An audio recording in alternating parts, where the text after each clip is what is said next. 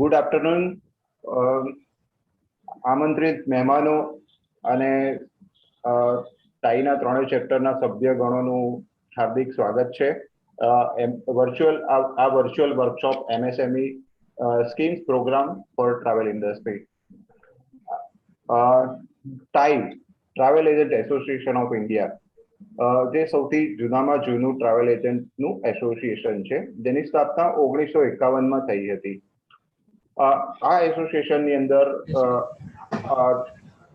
કદાચ અરાઉન્ડ 3000 થી પણ વધારે સભ્યો જોડાયેલા છે આખા ભારત દેશમાં. ટાઈ અત્યારે મેમ્બર્સના બેનિફિટ માટે જુદી જુદી મિનિસ્ટ્રી સાથે ક્લોઝલી વર્કિંગ કરી રહી છે. ટાઈના જુદા જુદા રાજ્યો સાથે પણ ખૂબ સારા સંબંધો છે. હમણાં રિસન્ટલી 2-3 દિવસ પહેલા જ ગોવાના ચીફ મિનિસ્ટર શ્રી પ્રમોદ સાવંત સાથે નેશનલ ઓફિસ બેરર્સની મીટિંગ થયેલી હતી, જે જણાવે છે કે ટાઈના રાજ્યો સાથે પણ ખૂબ જ સુમેળભર્યા સંબંધો છે. જ્યારે ગુજરાતની વાત કરીએ તો ગુજરાત ગવર્મેન્ટ ઓફ ગુજરાત અને ટ્રાવેલ TCGL એટલે કે tourism corporation of Gujarat limited સાથે પણ ટાઈના ખૂબ જ ઘનિષ્ઠ સંબંધો છે. અને લાસ્ટ ફેબ્રુઆરી મહિનામાં સ્ટેચ્યુ ઓફ યુનિટી પર આપણે એક નોલેજ કોન્ક્લેવની પણ એક આયોજન કરવામાં આવ્યું હતું, જેમાં દેશભરમાંથી લગભગ 200 થી પણ વધારે મેમ્બર્સ આ કોન્ક્લેવમાં હાજર રહ્યા હતા, જે શો કરે છે, જે બતાવે છે કે ટાઈનો ગવર્મેન્ટ ઓફ ગુજરાત અને ટુરિઝમ કોર્પોરેશન ઓફ ગુજરાત સાથે પણ ખૂબ સારા સંબંધો છે. આ વાત હતી ટાઈના બેકગ્રાઉન્ડની. આ પર્ટિક્યુલર વેબિનાર મિનિસ્ટ્રી ઓફ MSMEના માધ્યમથી અને ગુજરાત MSMEના ઉપક્રમે આપણે સૌથી પહેલું રાજ્ય છે કે જેમાં આ પ્રકારનો નોલેજ કોન્ક્લેવ અથવા તો વર્કશોપ આયોજિત કરવામાં આવી રહ્યો છે. અને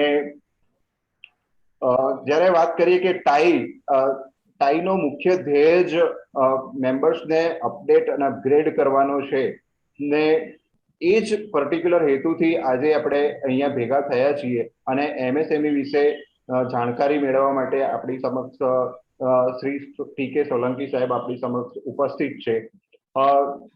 મિત્રો, તમને કંઈ પણ ક્વેરી હોય MSMEની આ પ્રેઝન્ટેશન પતી જાય પછી તો આપ ચેટબોક્સ અથવા તો પ્રેઝન્ટેશન દરમિયાન તો આપ સૌ ચેટબોક્સ પર મેસેજ કરી શકો છો, અથવા તો ક્વેશ્ચન આન્સર્સનો જે સેશન હશે એ વખતે આપણે ડાયરેક્ટ પણ વાતચીત કરી શકીશું.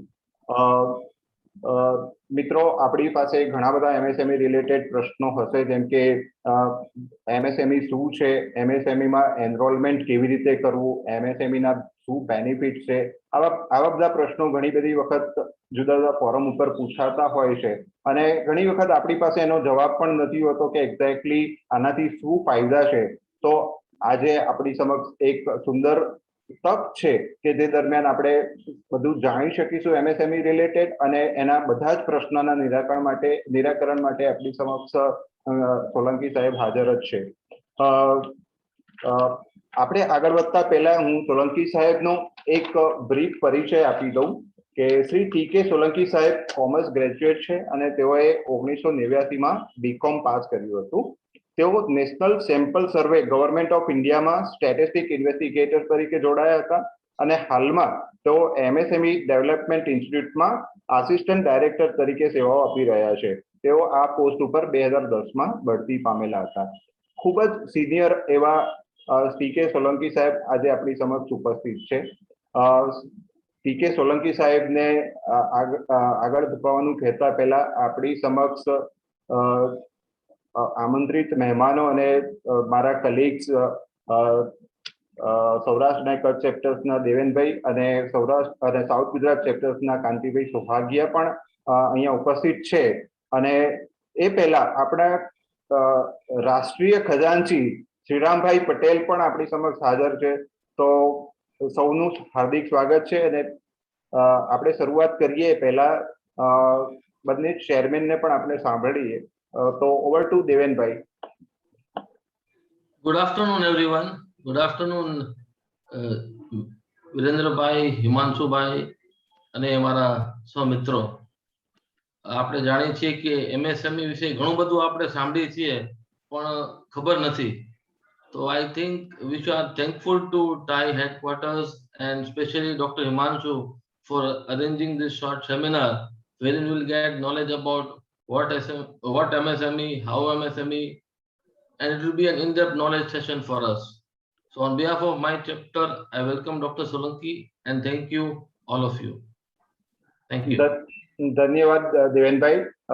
કાંતિભાઈ, આપના બે શબ્દો પણ અમે સાંભળવા માટે ઉત્સુક છીએ. Please. TAI south Gujarat chapter તરફથી હું આપ સૌનું હાર્દિક સ્વાગત કરું છું. દેવેનભાઈ, વિરેનભાઈ, સોલંકી સાહેબ તથા બધા ટ્રાવેલ ઇન્ડસ્ટ્રીઝના મારા મિત્રો, આપ સૌનું હું ખૂબ ખૂબ આભારી છું. કારણ કે આ સેમિનારમાં આપ સૌ જોડાણા છો. કારણ કે આ સેમિનારથી આપણને એટલું બધું જાણવાનું મળશે કે આપણને ખરેખર જે વસ્તુ લેવાની છે એ અત્યાર સુધી આપણને મળી જ નથી ઇન્ડસ્ટ્રીઝને. એટલે હવે આપણે ખરેખર આ લેવાની છે. અને અત્યારે કેવું છે કે આપણે દરિયામાં તો પડી ગયા છીએ, નદીમાં પડી ગયા છીએ, પૂર ફૂલ છે, કાંઠો આવ્યો છે, હવે આપણે દોરડું પકડવાનું છે. આ દોરડું પકડવા માટેની એક આપણને TAI સ્કીમ આપી છે. હવે સોલંકી સાહેબ આપણને આમાં કેટલી હેલ્પ કરે છે અને કેટલા આપણે આગળ વધી શકીએ છીએ એની ઉપર છે. આપણે સૌ સાથે મળીને એમને સાંભળીએ. આભાર. ધન્યવાદ કાંતિભાઈ. આપણી સમક્ષ TAI નેશનલ એરલાઇન્સ કાઉન્સિલ્સના સભ્ય પારસ લાખિયા પણ જોડાયેલા છે. પારકભાઈ, આપનું પણ હાર્દિક સ્વાગત છે. શ્રીરામભાઈ, આપ પણ કઈ આ સેમિનાર વિશે બે શબ્દ કહેશો? તમે કેરી ઓન. બહુ એન્ગેજ થઈ ગયો છે ઇન્ટ્રોડક્શનમાં. Thank you. You also carry on. Thank you. So now I would request Mr. Himanshu to take it forward. Thank you. Thank you, sir. Thank you so much. Solanki ji, thank you so much for agreeing to our request for joining us today. And honestly, I am new to TAI, but the national body president, office bearers, all managing committee members, regional chapter chairmen, treasurer, they are working very hard for the community. And I think a platform like interaction with the Development Institute of MSME is very important to understand the role of MSME in floating or supporting the travel industry or the industry in general. So I wish all the best to everyone. And Solanki ji, thank you again for joining us. I'm sure this is going to be a very engaging and very knowledgeable learning session for all our members. Thank you, sir. I would invite you to please start with the presentation, sir. Solanki ji. Thank you very much, sir. Sri Patel Sahab and two chairmen of TAI અને ટાઈના સદસ્ય એવા આપણા travel agents બંધુઓ અને service providers. MSME micro small medium enterprises development institute Bharat સરકાર અમદાવાદ વતી આપ સૌનું હાર્દિક સ્વાગત કરું છું. અને આ સેમિનારમાં આપણે ભારત સરકાર MSME મંત્રાલય દ્વારા મેન્યુફેક્ચરિંગ ઉપરાંત જે સેવાકીય એકમો છે એને શું લાભ મળી શકે છે એના વિશે આપણે ચર્ચા કરીશું અને માર્ગદર્શન મેળવીશું. હેડક્વાર્ટર અમારું જે છે એ મિનિસ્ટ્રી ઓફ MSME એન્ટરપ્રાઇઝીસ એના નેજા હેઠળ એક એપેક્સ બોડી જેને કહીએ headquarter development commissioner office MSME કાર્યાલય નવી દિલ્હીના નેજા હેઠળ ગુજરાતમાં રિજનલ ઓફિસ તરીકે અમે માઇક્રો સ્મોલ અને મીડિયમ એન્ટરપ્રાઇઝીસ ડેવલપમેન્ટ ઇન્સ્ટિટ્યૂટ તરીકે કાર્યરત છીએ. અને આની સાથે રાજકોટ ખાતે પણ અમારી એક શાખા કચેરી છે જેને branch MSME development institute Rajkot કહેવામાં આવે છે. અને ગુજરાતની સાથે સંકળાયેલ બે કેન્દ્ર શાસિત પ્રદેશ દાદરા અને નગર હવેલી તેમજ દમણ અને દીવ માટે પણ એક અમારી શાખા કાર્યાલય બ્રાન્ચ MSME DI સિલવાસા ખાતે કાર્યરત છે. આમ regional office MSME DI Ahmedabad અને બે શાખા કાર્યાલય રાજકોટ અને સિલવાસા ખાતેથી મિનિસ્ટ્રી ઓફ MSME ની જે પોલિસી છે અને જે સ્કીમો છે નેશનલ મેન્યુફેક્ચરિંગ કોમ્પિટિટિવનેસ પ્રોગ્રામ અને અન્ય જે કંઈ પણ યોજનાઓ છે જે હેડક્વાર્ટર MSME નવી દિલ્હી જે અમારું ડેવલપમેન્ટ કમિશનર ઓફિસ કાર્યાલય છે એના વતી અમે ગુજરાત રાજ્ય અને બંને અને કેન્દ્ર શાસિત પ્રદેશમાં એ સ્કીમના વિસ્તરણ મોનિટરિંગ અને ઇન્ડસ્ટ્રીયલ ડેવલપમેન્ટ અને ગ્રોથ માટે અમે કાર્યરત છીએ. 2006 ઓક્ટોબર 2006 પહેલા અમે સ્મોલ ઇન્ડસ્ટ્રીઝ સર્વિસ ઇન્સ્ટિટ્યૂટ તરીકે ઓળખવામાં આવતા હતા.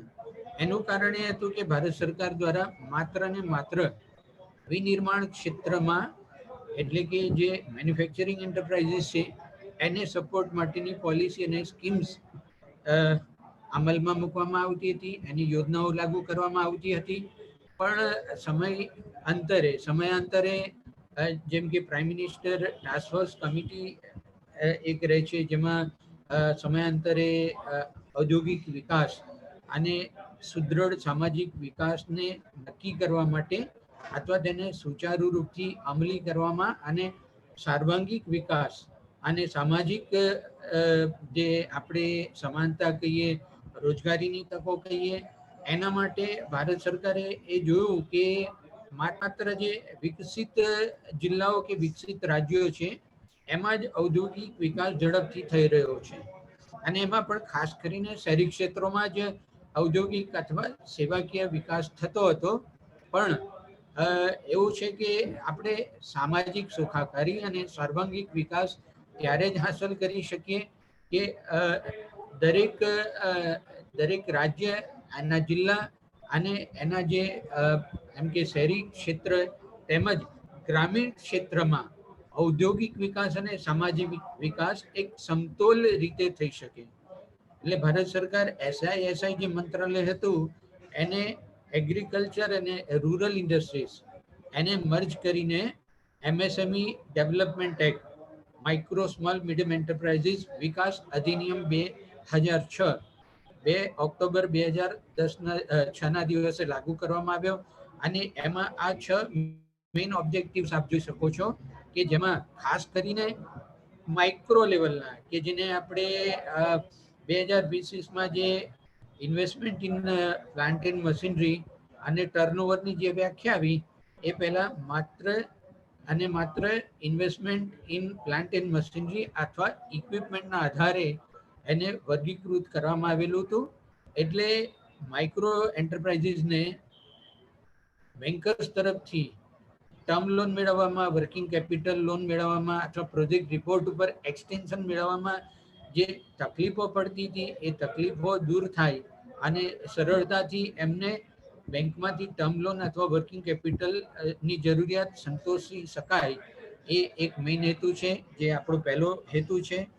બીજો એ છે કે મેન્યુફેક્ચરિંગ સેક્ટરમાં સમાજને આપણે જે ઉત્પાદન પૂરા પાડીએ છીએ એ જે આવશ્યક એન્જિનિયરિંગ પ્રોડક્ટ છે કે ઘરેલું પ્રોડક્ટ છે કે ગૃહ વપરાશની જે આપણે એસી કહીએ કે ફેન્સ કહીએ અને જે કોઈ પણ સુખાકારીના સાધનો છે અથવા તો આપણને જે અનુકૂલન અથવા આપણી ઉત્પાદકતા, આપણી ક્વોલિટીમાં વધારો કરે એ જે ઉત્પાદન કરતા એકમો છે એની કોસ્ટ ઇફેક્ટિવનેસ અને વિવિધ પ્રકારના જે બગાડ થતા હોય છે, જેમ કે આપણે એમ ગણીએ કે એ મોટી ફેક્ટરી હોય તો ત્યાં આપણે લીન મેન્યુફેક્ચરિંગ ટેકનિક ન અપનાવેલી હોય તો સમયના ઘણા પ્રકારે બગાડ થતા હોય છે કે મશીન ખાલી ચાલતું હોય, એમાં પ્રોસેસમાં આપણું મટીરિયલ ઇનપુટ અંદર જતું ના હોય, કર્મચારીઓ સંકલન કરીને ઉત્પાદન પ્રક્રિયામાં સહભાગીદાર ન થતા હોય,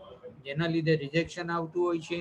એટલે આ વેસ્ટને કમ કરીને ઉત્પાદકતા અને નફાકારકતામાં કઈ રીતે એક સેક્ટર સ્પેસિફિકમાં આપણે વધારો કરી શકાય. એટલે માઇક્રો અને સ્મોલ એન્ટરપ્રાઇઝીસ એક સિંગલ મેન્યુફેક્ચરિંગ પ્રોડક્ટ માટે આઇડેન્ટિકલ માઇક્રો અને સ્મોલ એન્ટરપ્રાઇઝીસને એક કોમ્પિટિટિવનેસ અને ઉત્પાદકતા વધારવાના આશયથી ક્લસ્ટર ડેવલપમેન્ટ કાર્યક્રમ પણ આમાં લાગુ કરવામાં આવ્યો. એ સિવાય નિર્માણ ક્ષેત્રમાં ટેકનોલોજી અપગ્રેડેશનની આવશ્યકતા રહેતી હોય છે. એક ટેકનોલોજીથી આપણે કોઈ ઇન્ડસ્ટ્રી શરૂ કરીએ એટલે પ્રોજેક્ટ રિપોર્ટની જે અવધારણા છે કે 5 વર્ષ 7 વર્ષ કે 8 વર્ષ અથવા મેક્સિમમ 10 વર્ષ આપણે ગણવામાં આવે છે કે એ ટેકનોલોજી ઓબ્સોલેટ ટાઈપની થઈ જતી હોય છે. એટલે બજારમાં નવીનતમ જે ટેકનોલોજી આવતી રહેતી હોય છે એ ટેકનોલોજી વસાવવા માટે પણ માઇક્રો સ્મોલ અને મીડિયમ એન્ટરપ્રાઇઝીસને એક એમ કે ભારત સરકારની સબસિડી ટાઈપની કે ડાયરેક્ટ આસિસ્ટન્સની સ્કીમો હોય કે જેથી MSME સેક્ટર નિરંતરપણે ક્વોલિટેટિવ અને સારું ઉત્પાદન અને જથ્થામાં વધુ જથ્થામાં જેમ જેમ આપણી પોપ્યુલેશન વધતી જાય છે, વપરાશ વધતું જાય છે, એને અનુલક્ષીને પૂરતા જથ્થામાં ક્વોલિટેટિવ ઉત્પાદન આપણે કરી શકીએ એના માટે પણ ટેકનોલોજી અપગ્રેડેશનનું કાર્યક્રમ છે. એ સિવાય કમર્શિયલી ઇનોવેશન અને મેનેજમેન્ટની જે મેથડ છે એને આપણે જલ્દીથી ઇમ્બાઇબ કરીએ અને ઉત્પાદકતા અને કોમ્પિટિટિવનેસમાં વધારો કરીએ. અને એ સિવાય જે વંચિત ગ્રુપ છે SC/ST અથવા તો વુમન ઓન્ડ એન્ટરપ્રાઇઝીસ છે અને નોર્થ ઇસ્ટ રિજન્સ કે જે હિમાલયન રેન્જીસ છે જ્યાં એન્જિનિયરિંગ પ્રકારના પ્રોડક્ટના એટલા બધા ઉદ્યોગો વિકસી શકવાની તક ના હોય હિલી એરિયાઝના લીધે, ત્યાં માઇક્રો ને સ્મોલ એન્ટરપ્રાઇઝીસને ખાસ સ્ટબોર્ડનેસ અથવા તો બેકગ્રાઉન્ડ પૂરું પાડવા માટે સપોર્ટ પૂરો પાડવા માટે એક છઠ્ઠું પણ આયામ એમાં ઉમેરવામાં આવ્યું છે. અમે આપને આગળ દર્શાવ્યું મુજબ અમે અમદાવાદ ખાતે કાર્યરત છીએ. અમદાવાદની સાથે સાથે અમારી રાજકોટમાં શાખા કચેરી છે અને એક સિલવાસા ખાતે પણ અમે કાર્યરત છીએ.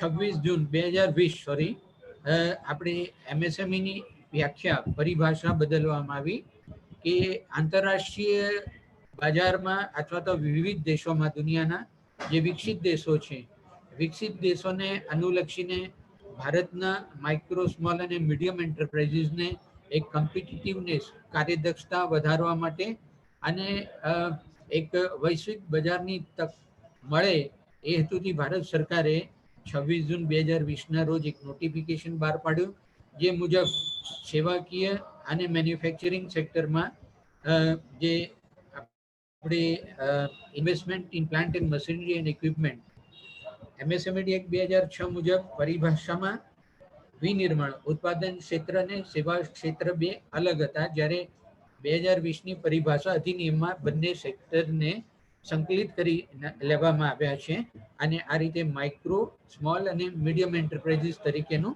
વર્ગીકરણ કરવામાં આવ્યું છે.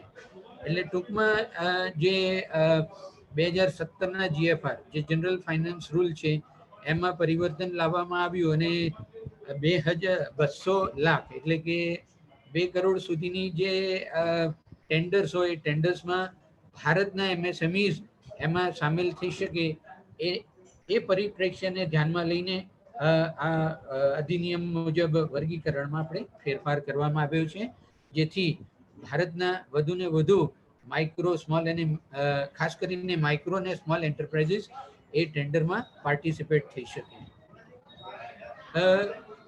MSMEsના એટલે કે ખાસ કરીને વાત કરીએ તો ભારત સરકાર MSME મંત્રાલય પૂરતું જ નહીં પણ ગુજરાત સરકાર કે કોઈ પણ રાજ્ય સરકાર, SIDBI, NABARD, standup India, startup India portal કહીએ, નેશનલ સ્મોલ ઇન્ડસ્ટ્રીઝ કોર્પોરેશન કહીએ, Khadi and village industries board કહીએ અને અન્ય જે સંસ્થાન કેન્દ્ર સરકાર અને રાજ્ય સરકાર અધીનસ્થ મિનિસ્ટ્રી અને એના ડિપાર્ટમેન્ટ જે છે MSMEના વિકાસ માટે અને વૃદ્ધિ માટે ગ્રોથ માટે કાર્યરત છે, ત્યાં આપણા એન્ટરપ્રાઇઝનું એક જે ઓળખ કહીએ કે મારે કોઈ પણ યોજનાનું માર્ગદર્શન, કોઈ પણ યોજનાનો લાભ લેવો હોય કે કોઈ પણ યોજના માટે ઓનલાઈન એપ્લિકેશન કરવી હોય તો આપણા એન્ટરપ્રાઇઝનું એક ઉદ્યમ રજિસ્ટ્રેશન આવશ્યક રહે છે.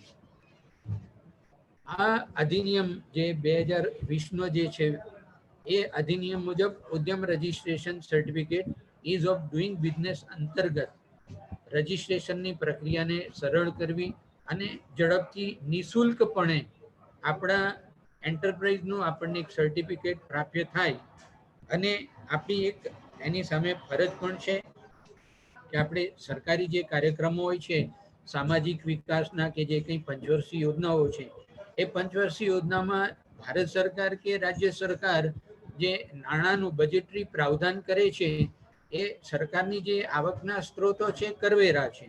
એટલે એમએસએમઈ સેક્ટર સ્ટબોન થાય, કાર્યદક્ષ બને, પ્રોફિટેબલ બને અને એમની જે એકાઉન્ટેબિલિટી છે કે ભાઈ સહિયારી અથવા ઇન્ડિવિજ્યુઅલ આપણે કહીએ કે CSRમાં હું ઇન્ડિવિજ્યુઅલ કન્ટ્રીબ્યુશન પણ આપું અને કરવેરા થોડા વધુ ભરીને હું ભારત સરકારને કે રાજ્ય સરકારને એક સહયોગ કરીને એ રાજ્ય સરકાર અને કેન્દ્ર સરકાર સામાજિક માળખા અને સેવાકીય જે બજેટરી પ્રાવધાન કરે છે તો એના માટે પણ આપણે કરવેરા થકી ઇનડાયરેક્ટ ટેક્સીસ અને ડાયરેક્ટ ટેક્સીસ એના થકી આપણે એમાં સહયોગ આપીને એને વેગવાન બનાવી શકીએ અને આફ્ટર ઓલ આપણા અર્થતંત્રને મજબૂતી અને સામાજિક સુરક્ષાના સાથે સાથે એક અદ્યતન સમાજનું નિર્માણ કરી શકાય એ હેતુથી આપણું કન્ટ્રીબ્યુશન કરી શકીએ.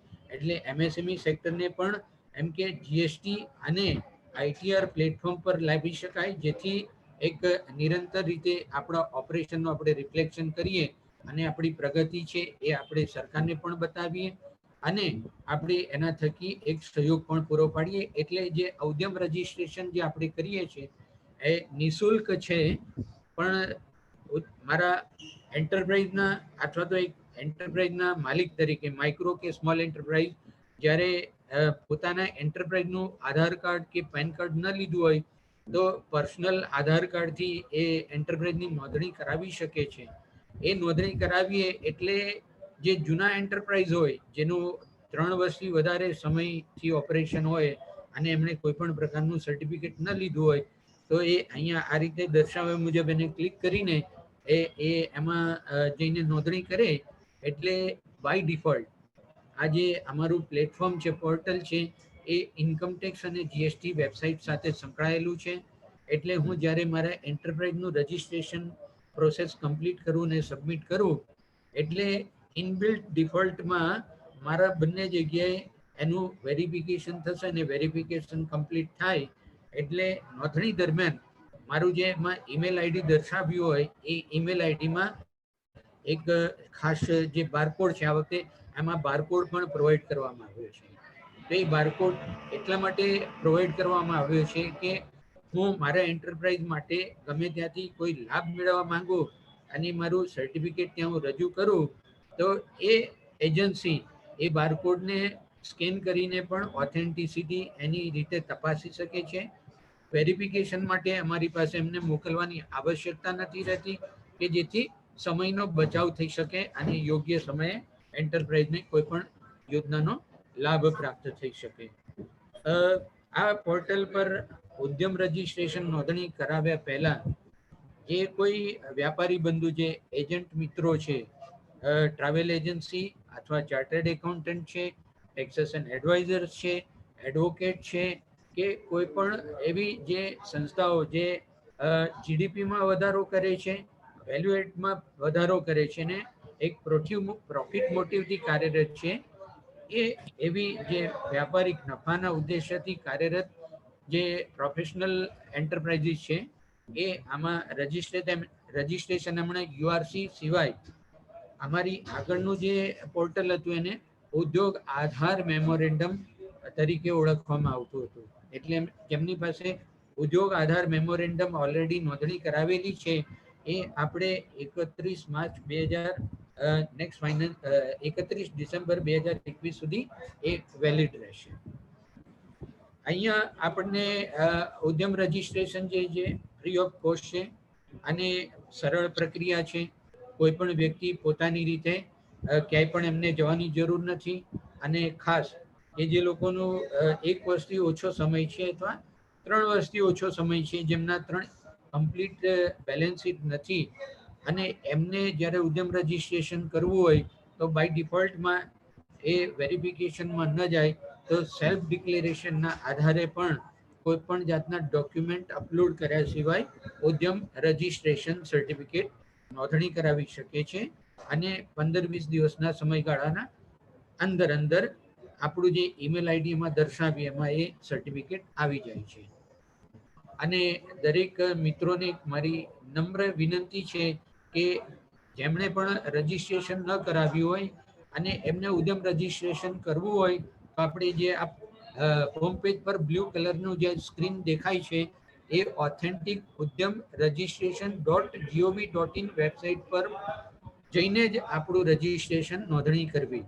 આમાં ભરતી પ્રોફેશનલ વેબસાઇટ આવી જાય છે, જ્યાં આપણે નોંધણી કરાવીએ તો આધાર કાર્ડ આપણો ઉપયોગ થઈ જાય, પેન કાર્ડ ઉપયોગ થઈ જાય અને આપણે ત્યાં કોઈ ફી ચાર્જીસ ન ભરીએ તો ફરીથી એ રજીસ્ટ્રેશન આપણે કમ્પ્લીટ નથી કરી શકતા અને એમાં આપણને ખાસી તકલીફ પડે છે કે મિનિસ્ટ્રીમાં એમાં આપણે એક ગ્રીવેન્સ નાખવી પડે છે કે મારે ભૂલથી પ્રોફેશનલ કોઈ ભરતી વેબસાઇટમાં ગયો હતો, મારું ઉદ્યમ રજીસ્ટ્રેશન કમ્પ્લીટ નથી થયું અને આપના છેડા પર દેખાતું હોય તો આપ એને પ્લીઝ ઉતારી લો અને મને એક તક આપો, જેથી એક સમયનો બગાડ ન થાય. એટલે દરેક મિત્રો ઓથેન્ટિક આ બ્લુ કલરનું જે હોમ પેજ છે એ જ વેબસાઇટ પર જઈને નોંધણી કરે એ વધારે સારું રહેશે. હવે આપણે જોઈએ કે ઉદ્યમ રજીસ્ટ્રેશન કરાવવું તો મને એનાથી શું ફાયદા થઈ શકે છે. ઉદ્યમ રજીસ્ટ્રેશન સર્ટિફિકેટ જે કહીએ પ્રમાણપત્ર એ આપણા માઇક્રો, સ્મોલ કે મીડિયમ એન્ટરપ્રાઇઝનું એક ઓળખ છે, ઓળખ પ્રમાણપત્ર કે મારે જીઆઈડીસીમાં જાહેરાત પડી, હમણાં એક જાહેરાત બહાર પડી છે કે એન્જિનિયરિંગ સેક્ટરમાં ઉત્પાદન કરતા એકમ તરીકે જીઆઈડીસીમાં ખાલી પ્લોટ છે તેની જાહેરાત આવી છે જીઆઈડીસીમાંથી. એટલે એમાં જ્યારે આપણે નોંધણી કરાવીએ અને મને એક એલોટમેન્ટ થઈ જાય પછી એ નિયમો અનુસાર મારે 6-12 મહિનામાં 2 વર્ષમાં એનું જે સમયગાળો આપ્યો હોય એ દરમિયાન મારે એમાં કન્સ્ટ્રક્શન અને ઉત્પાદન પ્રક્રિયા ચાલુ કરવી પડતી હોય છે. એટલે ઉદ્યોગ આધાર મેમોરેન્ડમ EM Part 2 એ જે સિસ્ટમ હતી એમાં એવું હતું કે આપણું એન્ટરપ્રાઇઝ, મેન્યુફેક્ચરિંગ કે સેવા એકમ એ શરૂ કર્યા પછી જ નોંધણી કરાવવાની રહેતી હતી. જ્યારે આમાં મને એક વિચાર આવ્યો આજે કે મારે મારી કોઈ ટ્રાવેલ એજન્સી શરૂ કરવી છે, મારે કોઈ ચાર્ટર્ડ એકાઉન્ટન્ટ સર્વિસ શરૂ કરવી છે, તો મારે કોઈ ઉત્પાદન એકમ શરૂ કરવું છે તો એક પ્રપોઝ એકમનું પ્રપોઝ વેબસાઇટથી હું નોંધણી કરાવી શકું છું. અને જ્યારે એકચ્યુઅલ મારું પ્રોસેસ ચાલુ થઈ જાય એટલે હું એને અપડેટ પણ કરી શકું છું. અમારી આ જે વેબસાઇટ છે એમાં એકવાર નોંધણી કરાવી દીધી અને પછી આપણને કંઈ ખ્યાલ આવે કે આ આઈટમ આગળ મારે કંઈક ભૂલ થઈ ગઈ છે તો આપણે એને સુધારી શકીએ છીએ. અહીંયા આપને જોવા મળશે પ્રિન્ટ આ જે રીતે જોઈએ છે કે અહીંયા એનઆઈસી કોડ છે, એ આપણો એપ્રોપ્રિએટ એનઆઈસી કોડ આપણે ત્યાં ઇનબિલ્ટ આપેલું છે, એમાંથી સિલેક્ટ કરીને આપણે એને ક્લિક કરીએ એટલે પ્રમાણપત્રમાં ઓટોમેટિક આવી જાય. પણ આપણે એ સિલેક્ટ કરવામાં ભૂલ થઈ હોય અથવા આપણું એડ્રેસ લખવામાં કંઈ ચૂક થઈ હોય તો આપણે સબમિટ કર્યા પછી પ્રિન્ટ લઈએ અને ભૂલ થાય તો અહીંયા બાજુમાં આપણને એક અપડેટ પણ ફેસિલિટેશન આપેલું છે. અપડેટ બટન ક્લિક કરીએ અને એક ઓટીપી લઈએ આપણા મોબાઈલ પર એટલે આપણે આપણા પ્રમાણપત્રને નવીનીકરણ કે અપડેટ કરી શકીએ છીએ અને જે ક્ષતિ હોય એને આપણે જાતે પણ દૂર કરી શકીએ છીએ. રજીસ્ટ્રેશનની આ પ્રોસેસ છે કે આધાર કાર્ડ, પાન કાર્ડ કે જીએસટીઆઈ નંબર જે proprietor, HUF, LLP, private limited company એમના આધાર કાર્ડ, પાન કાર્ડ કે જીએસટીઆઈ નંબરથી કરી શકે છે. માત્ર આ ઓથેન્ટિક વેરિફિકેશન માટે વન ટાઈમ જરૂરી રહેશે. કોઈ પણ ડોક્યુમેન્ટની PDF નકલ ક્યાંય પણ આપણે અપલોડ કરવાની રહેતી નથી. બરાબર. અને મારા 2 વર્ષ 3 વર્ષ પૂરા ના થયા હોય તો સેલ્ફ ડિક્લેરેશનના આધાર પણ આપણે નોંધણી કરાવી શકીએ છીએ.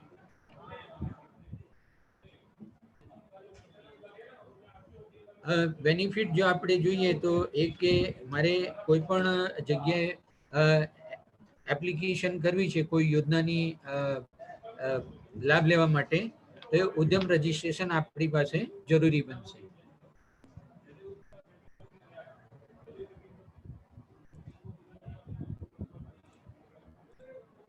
થોડી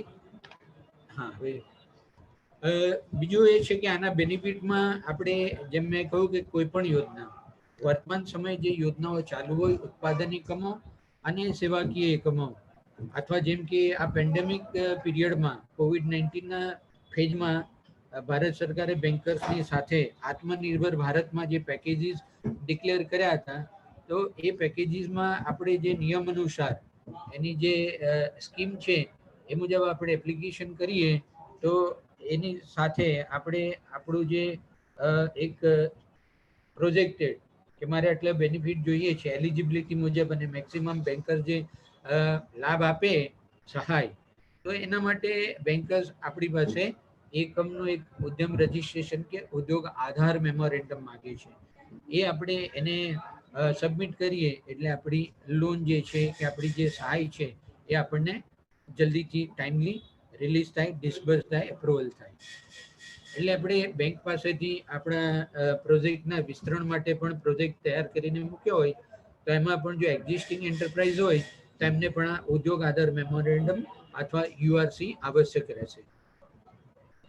પછી કેન્દ્ર સરકારના અધીનસ્થ જે વિભિન્ન મિનિસ્ટ્રી અને એના જે વિભાગ છે એની સાથે સાથે સેન્ટ્રલ પબ્લિક સેક્ટર એન્ટરપ્રાઇઝીસ એમાં ઉત્પાદન કરતા એકમો તેમજ સેવા પ્રદાન કરતા જે એકમો છે એ ઉત્પાદન કરેલા ગુડ્સ અથવા તો એમની સર્વિસીસ સપ્લાય કરે અને ત્યાં આપણું કોઈ પેમેન્ટ બાકી રહે તો ડિલે પેમેન્ટ માટે પણ આપણે ઉદ્યોગ આધાર મેમોરેન્ડમ કે ઉદ્યમ રજિસ્ટ્રેશન સર્ટિફિકેટની આવશ્યકતા રહેશે.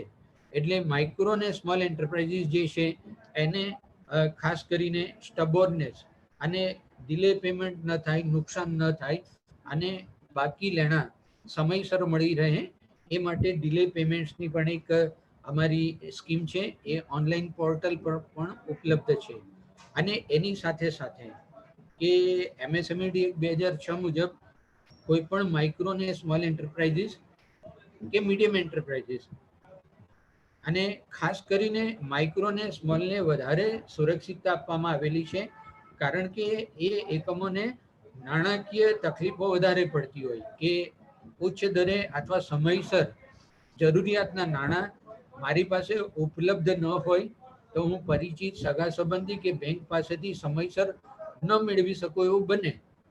એટલે વર્કિંગ કેપિટલની આપણી જે તકલીફો છે એને દૂર કરવા માટેનું એક આ સાધન છે કે જેમાં MSMED એક્ટ મુજબ ખાસ કરીને માઇક્રો અને સ્મોલ એન્ટરપ્રાઇઝીસને 45 ડેઝમાં, એની સાથે મીડિયમ એન્ટરપ્રાઇઝીસને પણ 45 ડેઝમાં પેમેન્ટ મળી જવું જોઈએ. એટલે આપણે ખાસ કરીને માઇક્રો અને સ્મોલ એન્ટરપ્રાઇઝ એમની ઉત્પાદિત વસ્તુઓ અથવા સેવાઓ જે પ્રદાન કરે, જેમ કે હું ટ્રાવેલ એજન્ટ છું અને કોઈ પણ જે સાર્વજનિક સંસ્થાન છે, ગેલ ઇન્ડિયા લિમિટેડ છે, NPCIL છે, ભાભા એટોમેટિક રિસર્ચ સેન્ટર છે કે કોઈ પણ જગ્યાએ આપણે કરાર આધારિત એમાં મોટર કાર્સ મૂકી હોય કે આપણે કોઈ બસ મૂકી હોય, સ્ટાફ બસ, અને આપણા પેમેન્ટ ડિલે થતા હોય તો માઇક્રો અને સ્મોલ ઓપરેટરને એ ડિલે પેમેન્ટનો ઇસ્યુ રિઝોલ્વ કરવા માટે કે ભાઈ ન મળી શકતો હોય તો અહીંયા ઓનલાઈન એપ્લિકેશન કરીને એનું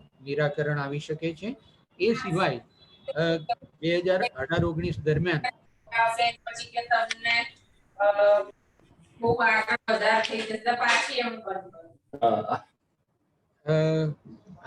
એક આપને વિનંતી છે કે અત્યારે માઇક્રોફોન અન્ય બંધ રાખે પ્લીઝ, કે જેથી અન્ય પાર્ટિસિપન્ટ્સને સાંભળવામાં તકલીફ ન પડે. ધન્યવાદ. બીજું એ છે કે વર્કિંગ કેપિટલની અથવા ડિલે પેમેન્ટની ઇસ્યુ ન આવે એના માટે એક એ છે કે 2018-19માં ભારત સરકારે RBIની ગાઈડલાઈનની અનુસાર કે ડિલે પેમેન્ટ્સની ઇસ્યુ ન આવે એટલા માટે 3 ફિનકોર્પ કોર્પોરેશન જે કંપનીઓ છે એને નોડલ એજન્સી તરીકે RBIએ એને રિકોગ્નાઇઝ કરી છે.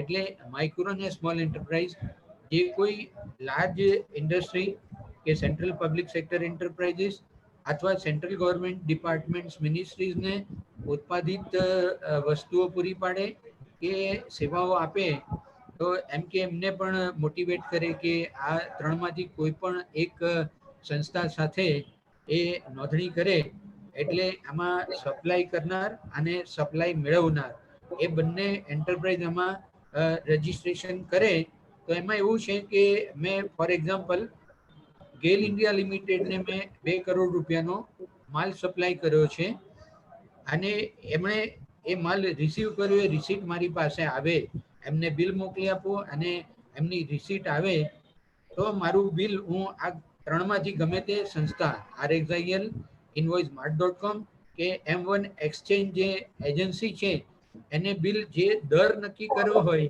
એ દરે આપણે એને વેચીને એમ કે બિલના, જેમ કે મેં વાત કરી કે ફોર એક્ઝામ્પલ 2 કરોડ રૂપિયાનો બિલ છે તો 0.2% માર્જિન કે 1% માર્જિનથી હું RXIL ને એ બિલ વેચી નાખું અને હું 3 મહિના સુધી એમ કે ગેલ ઇન્ડિયા લિમિટેડમાંથી 50 દિવસ કે 90 દિવસ પછી મને પેમેન્ટ આવવાનું છે, એની મારે રાહ નહીં જોવી પડે.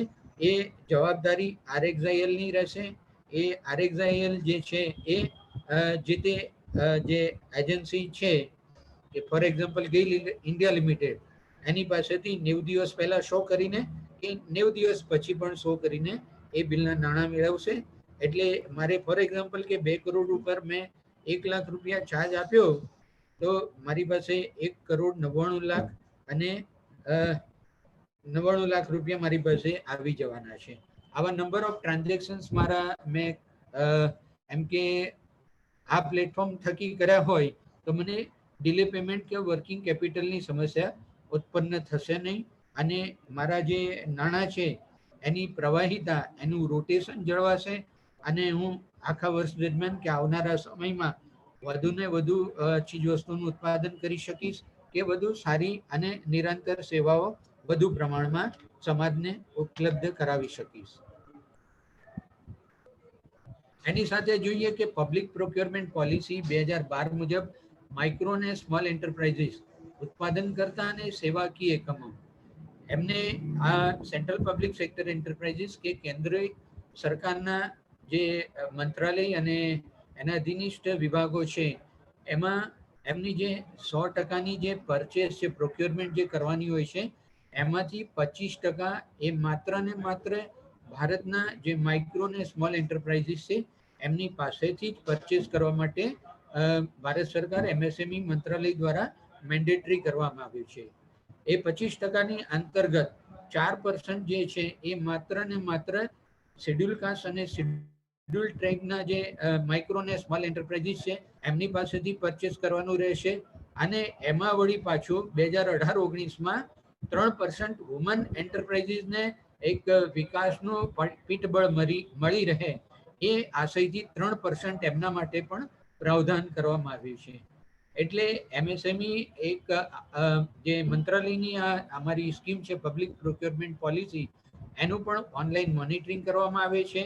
એ આપ અમારી MSME સંબંધ પોર્ટલમાં આપ જશો તો એમાં જોઈ શકશો કે કેન્દ્ર સરકારના કયા કયા મંત્રાલયને વાર્ષિક કેટલા એમ કે ટાર્ગેટ આપવામાં આવ્યા છે અને એ અંતર્ગત એમને ત્રિમાસિક એની આપૂર્તિ અથવા એચિવમેન્ટ કરવાની હોય છે અને ન કરે તો મંત્રાલય એમને નિર્દેશ પણ આપે છે કે આપની અહીંયા ગતિ ધીમી છે તો આપનું જે પર્સન્ટેજના હિસાબે છે એને આપ પૂર્ણ કરો. બરાબર.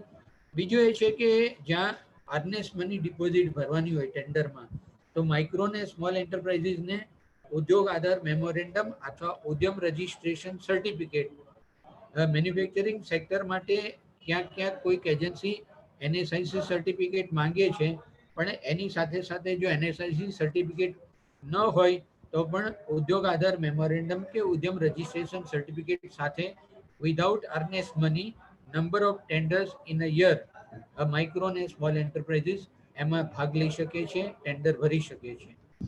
એ સિવાય મિનિસ્ટ્રી ઓફ MSMEની જે કોઈ સ્કીમો છે અથવા તો અમારા હેડક્વાર્ટર વતી જે સ્કીમો છે એ સ્કીમોનો પણ બેનિફિટ લેવા માટે આપણે ઉદ્યોગ આધાર મેમોરેન્ડમ અથવા ઉદ્યમ રજિસ્ટ્રેશન એ આવશ્યક રહે છે અને એનાથી આપણને સમયસર અને સારી રીતે આપણને મદદ મળી શકે છે. એ સિવાય અહીંયા મેં દર્શાવ્યું છે મુજબ NSIC, સિડબી અથવા KVIC કે કોઈ પણ જે ભારત સરકાર, કેન્દ્ર સરકાર અથવા તો રાજ્ય સરકારની જે સ્ટેક હોલ્ડર્સ છે જે MSMEની વિવિધ સ્કીમો ચલાવે છે એ સ્કીમોના લાભ લેવા માટે આપણી પાસે ઉદ્યોગ આધાર મેમોરેન્ડમ કે ઉદ્યમ રજિસ્ટ્રેશન સર્ટિફિકેટ હોવું જરૂરી બને છે. ease of doing business અને ease of seeking other registration certificate licenses and approvals. અન્ય જેમ કે ઉત્પાદન એકમ મારે સ્થાપવું હોય મેન્યુફેક્ચરિંગ એન્ટરપ્રાઇઝ અને મારે અન્ય કોઈ પણ વિભાગમાંથી મંજૂરી કે લાયસન્સ મેળવવાના હોય તો એના માટે આ ઉદ્યોગ આધાર મેમોરેન્ડમ અથવા ઉદ્યમ રજિસ્ટ્રેશન સર્ટિફિકેટ એની ત્યાં આવશ્યકતા પડે છે. એ સિવાય ખાસ કરીને માઇક્રો અને સ્મોલ એન્ટરપ્રાઇઝીસને એક કોન્સન્ટ્રેટેડ માર્કેટ કે ભારત સરકાર દ્વારા પબ્લિક પ્રોક્યોરમેન્ટ પોલિસી હેઠળ કેન્દ્ર સરકારના વિવિધ કાર્યાલય અને વિવિધ મંત્રાલય અને એના વિભાગ તેમજ કેન્દ્રીય સાર્વજનિક સંસ્થાન CPSUs એને જે પરચેસ કરવાનું છે તો એમને બજારમાં માર્કેટમાં ફિઝિકલી જવાની જરૂર રહેતી નથી. એક જ પ્લેટફોર્મ પર માઇક્રો અને સ્મોલ એન્ટરપ્રાઇઝીસ અને સપ્લાયર્સ ટ્રેડર્સ એને આપણે ફેસિલિટેટ કરીએ છીએ ગવર્મેન્ટ ઈ માર્કેટિંગ પોર્ટલ થકી. એટલે ગવર્મેન્ટ ઈ માર્કેટિંગ પોર્ટલમાં ઉદ્યોગ રજિસ્ટ્રેશન સર્ટિફિકેટની સાથે આપણા મેન્યુફેક્ચરિંગ કે સેવા આપતા એકમની આપણે નોંધણી કરાવીએ. એમાં આપણા જે સેવાના બ્રોશર્સ આપણી પ્રોડક્ટ છે એના બ્રોશર્સ અને એની વિગતો એમાં અપલોડ કરવાની રહેતી હોય છે. અને એમાં એકવાર આપણે નોંધણી કરાવીએ એટલે ભારતભરના કેન્દ્ર સરકારના ગમે તે ડિપાર્ટમેન્ટ મિનિસ્ટ્રીઝ કે કેન્દ્ર સરકારના જે સેન્ટ્રલ પબ્લિક સેક્ટર એન્ટરપ્રાઇઝીસ છે એમની જે આવશ્યકતાઓ છે એ ત્યાં બેસીને ઓનલાઈન એને જોઈ શકે છે. અને જે ટેન્ડર પ્રક્રિયા ક્રિએટ કરવાની હોય તો જેમ પોર્ટલ ઉપર ટેન્ડર પ્રક્રિયા પણ ફેસિલિટેટ કરવામાં આવી છે. અને 2 કરોડથી વધુના હોય તો ગવર્મેન્ટની ગાઈડલાઈન મુજબ tender.gov પોર્ટલ પણ એમાં ઊભું કરવામાં આવેલું છે. તો ઉદ્યોગ આધાર મેમોરેન્ડમ કે ઉદ્યમ રજિસ્ટ્રેશન સર્ટિફિકેટ હોય તો આપણે અહીંયા સરળતાથી આપણે નોંધણી કરાવીને કોન્સન્ટ્રેટેડ માર્કેટ, ક્વોલિટેટિવ માર્કેટ અને ક્વોન્ટિટેટિવ માર્કેટ એટ લાર્જ આપણે એક પોઈન્ટ ઓફ ટાઈમ આપણે મેળવી શકીએ છીએ. નંબર ઓફ ટેન્ડર્સ પણ ત્યાં જોઈ શકાય છે. અને ટેન્ડર્સ ઓપન હોય તો આપણે at single point of time અથવા એક દિવસમાં આપણે એકથી વધુ ટેન્ડરમાં આપણે પાર્ટિસિપેટ થઈ શકીએ છીએ. અથવા આપણે કોઈને ઓર્ડર છે તો એમાં કોમ્પિટિટિવ ઓર્ડર આપણે એમાં બુક કરાવી શકીએ છીએ. માઇક્રો અને સ્મોલ એન્ટરપ્રાઇઝીસને પોતાની પ્રોડક્ટનું પ્રદર્શન, વેચાણ અથવા તો ડિસ્પ્લે કરવા માટે નેશનલ જે એક્ઝિબિશન્સ કહીએ છીએ, રિજનલ ટ્રેડ જે કહીએ છીએ, ટ્રેડ ફેર્સ અને એક્ઝિબિશન્સ જેમ કે આપણે ગાંધીનગર ખાતે દર 2 વર્ષે જે વાઇબ્રન્ટ ગુજરાત જે એક્ઝિબિશન ભરાય છે તો એ રીતે કેન્દ્ર સરકારના કોઈ પણ વિભાગ અથવા તો મિનિસ્ટ્રી ઓફ MSME તરફથી રેકોગ્નાઇઝ ઇન્સ્ટિટ્યુશન્સ જે MSMEsને વેગવંત બનાવવા માટે વિકાસ માટે કાર્યરત છે એ MSME મિનિસ્ટ્રી સાથે રજિસ્ટર્ડ થયેલી એવી સંસ્થાઓ આવા જે ટ્રેડ ફેર્સ આયોજિત કરે તો વર્ષમાં માઇક્રો અને સ્મોલ મેન્યુફેક્ચરિંગ અને સેવાકીય એકમો વર્ષમાં 2 વખત આવી કોઈ પણ ઇવેન્ટમાં લાભ લઈ શકે છે. એમની પ્રોડક્ટની અથવા સેવાની ડિસ્પ્લે કરીને એક લાર્જ માર્કેટ ઓપોર્ચ્યુનિટીઝ અહીંયા આપણને પ્રાપ્ત થઈ શકે છે. અને નિયમ અનુસાર આપણે આમાં પાર્ટિસિપેટ કર્યા પછી આપણે રિમ્બર્સમેન્ટ પણ મેળવી શકીએ છીએ. એટલે આપણો જે એક્સપેન્ડિચર થાય એ ટુ ધ સમ એક્સટેન્ટ કે 50-60% સુધી આપણે એને ઘટાડી શકીએ છીએ. તો આ રીતે અમારી જે સ્કીમ છે એના અંતર્ગત 2 વાર અને કોઈ પણ અલગ વિભાગ કે રાજ્ય સરકારની સ્કીમો પણ આપણે એમાં ભાગ લઈ શકીએ છીએ.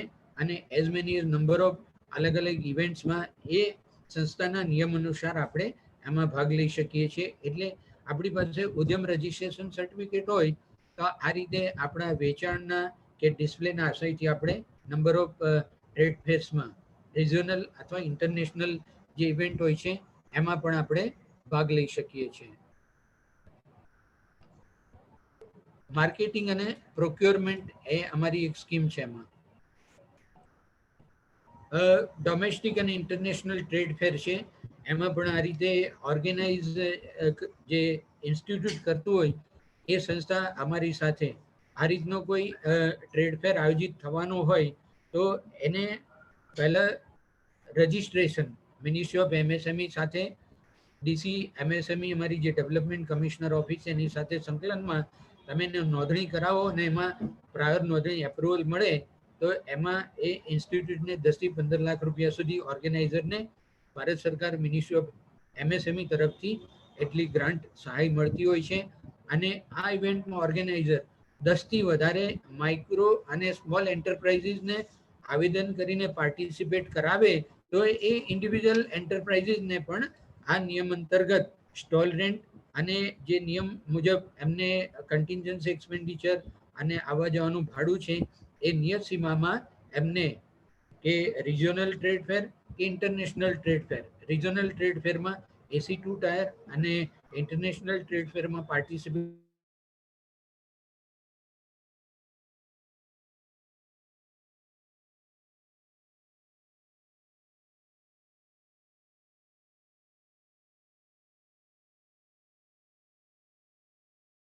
છે કે બેન્કિંગ જે છે બેન્કિંગ સેક્ટરની સાથે એક અનુકૂલન MSME નું આવી રહ્યું છે.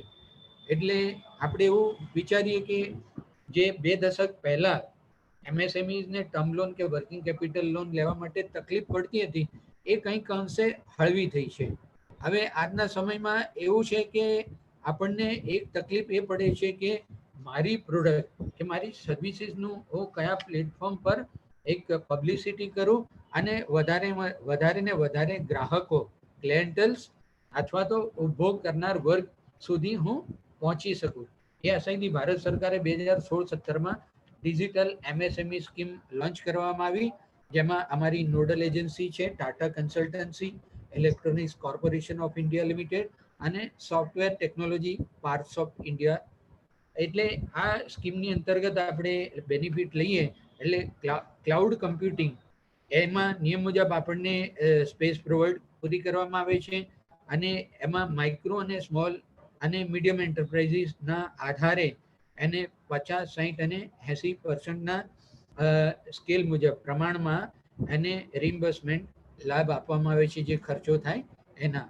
એટલે એના જે મુખ્ય ઉદ્દેશ્ય છે એ આપ જોઈ શકો છો કે હાયર અથવા બેટર ક્વોલિટી, સ્કિલમાં વધારો કરવો, કોમ્પિટિટિવનેસ વધારવી અને ક્લાઉડ કમ્પ્યુટિંગ પર ઓછા ખર્ચે આપણે વધુ ને વધુ સમુદાય સુધી પહોંચી શકીએ.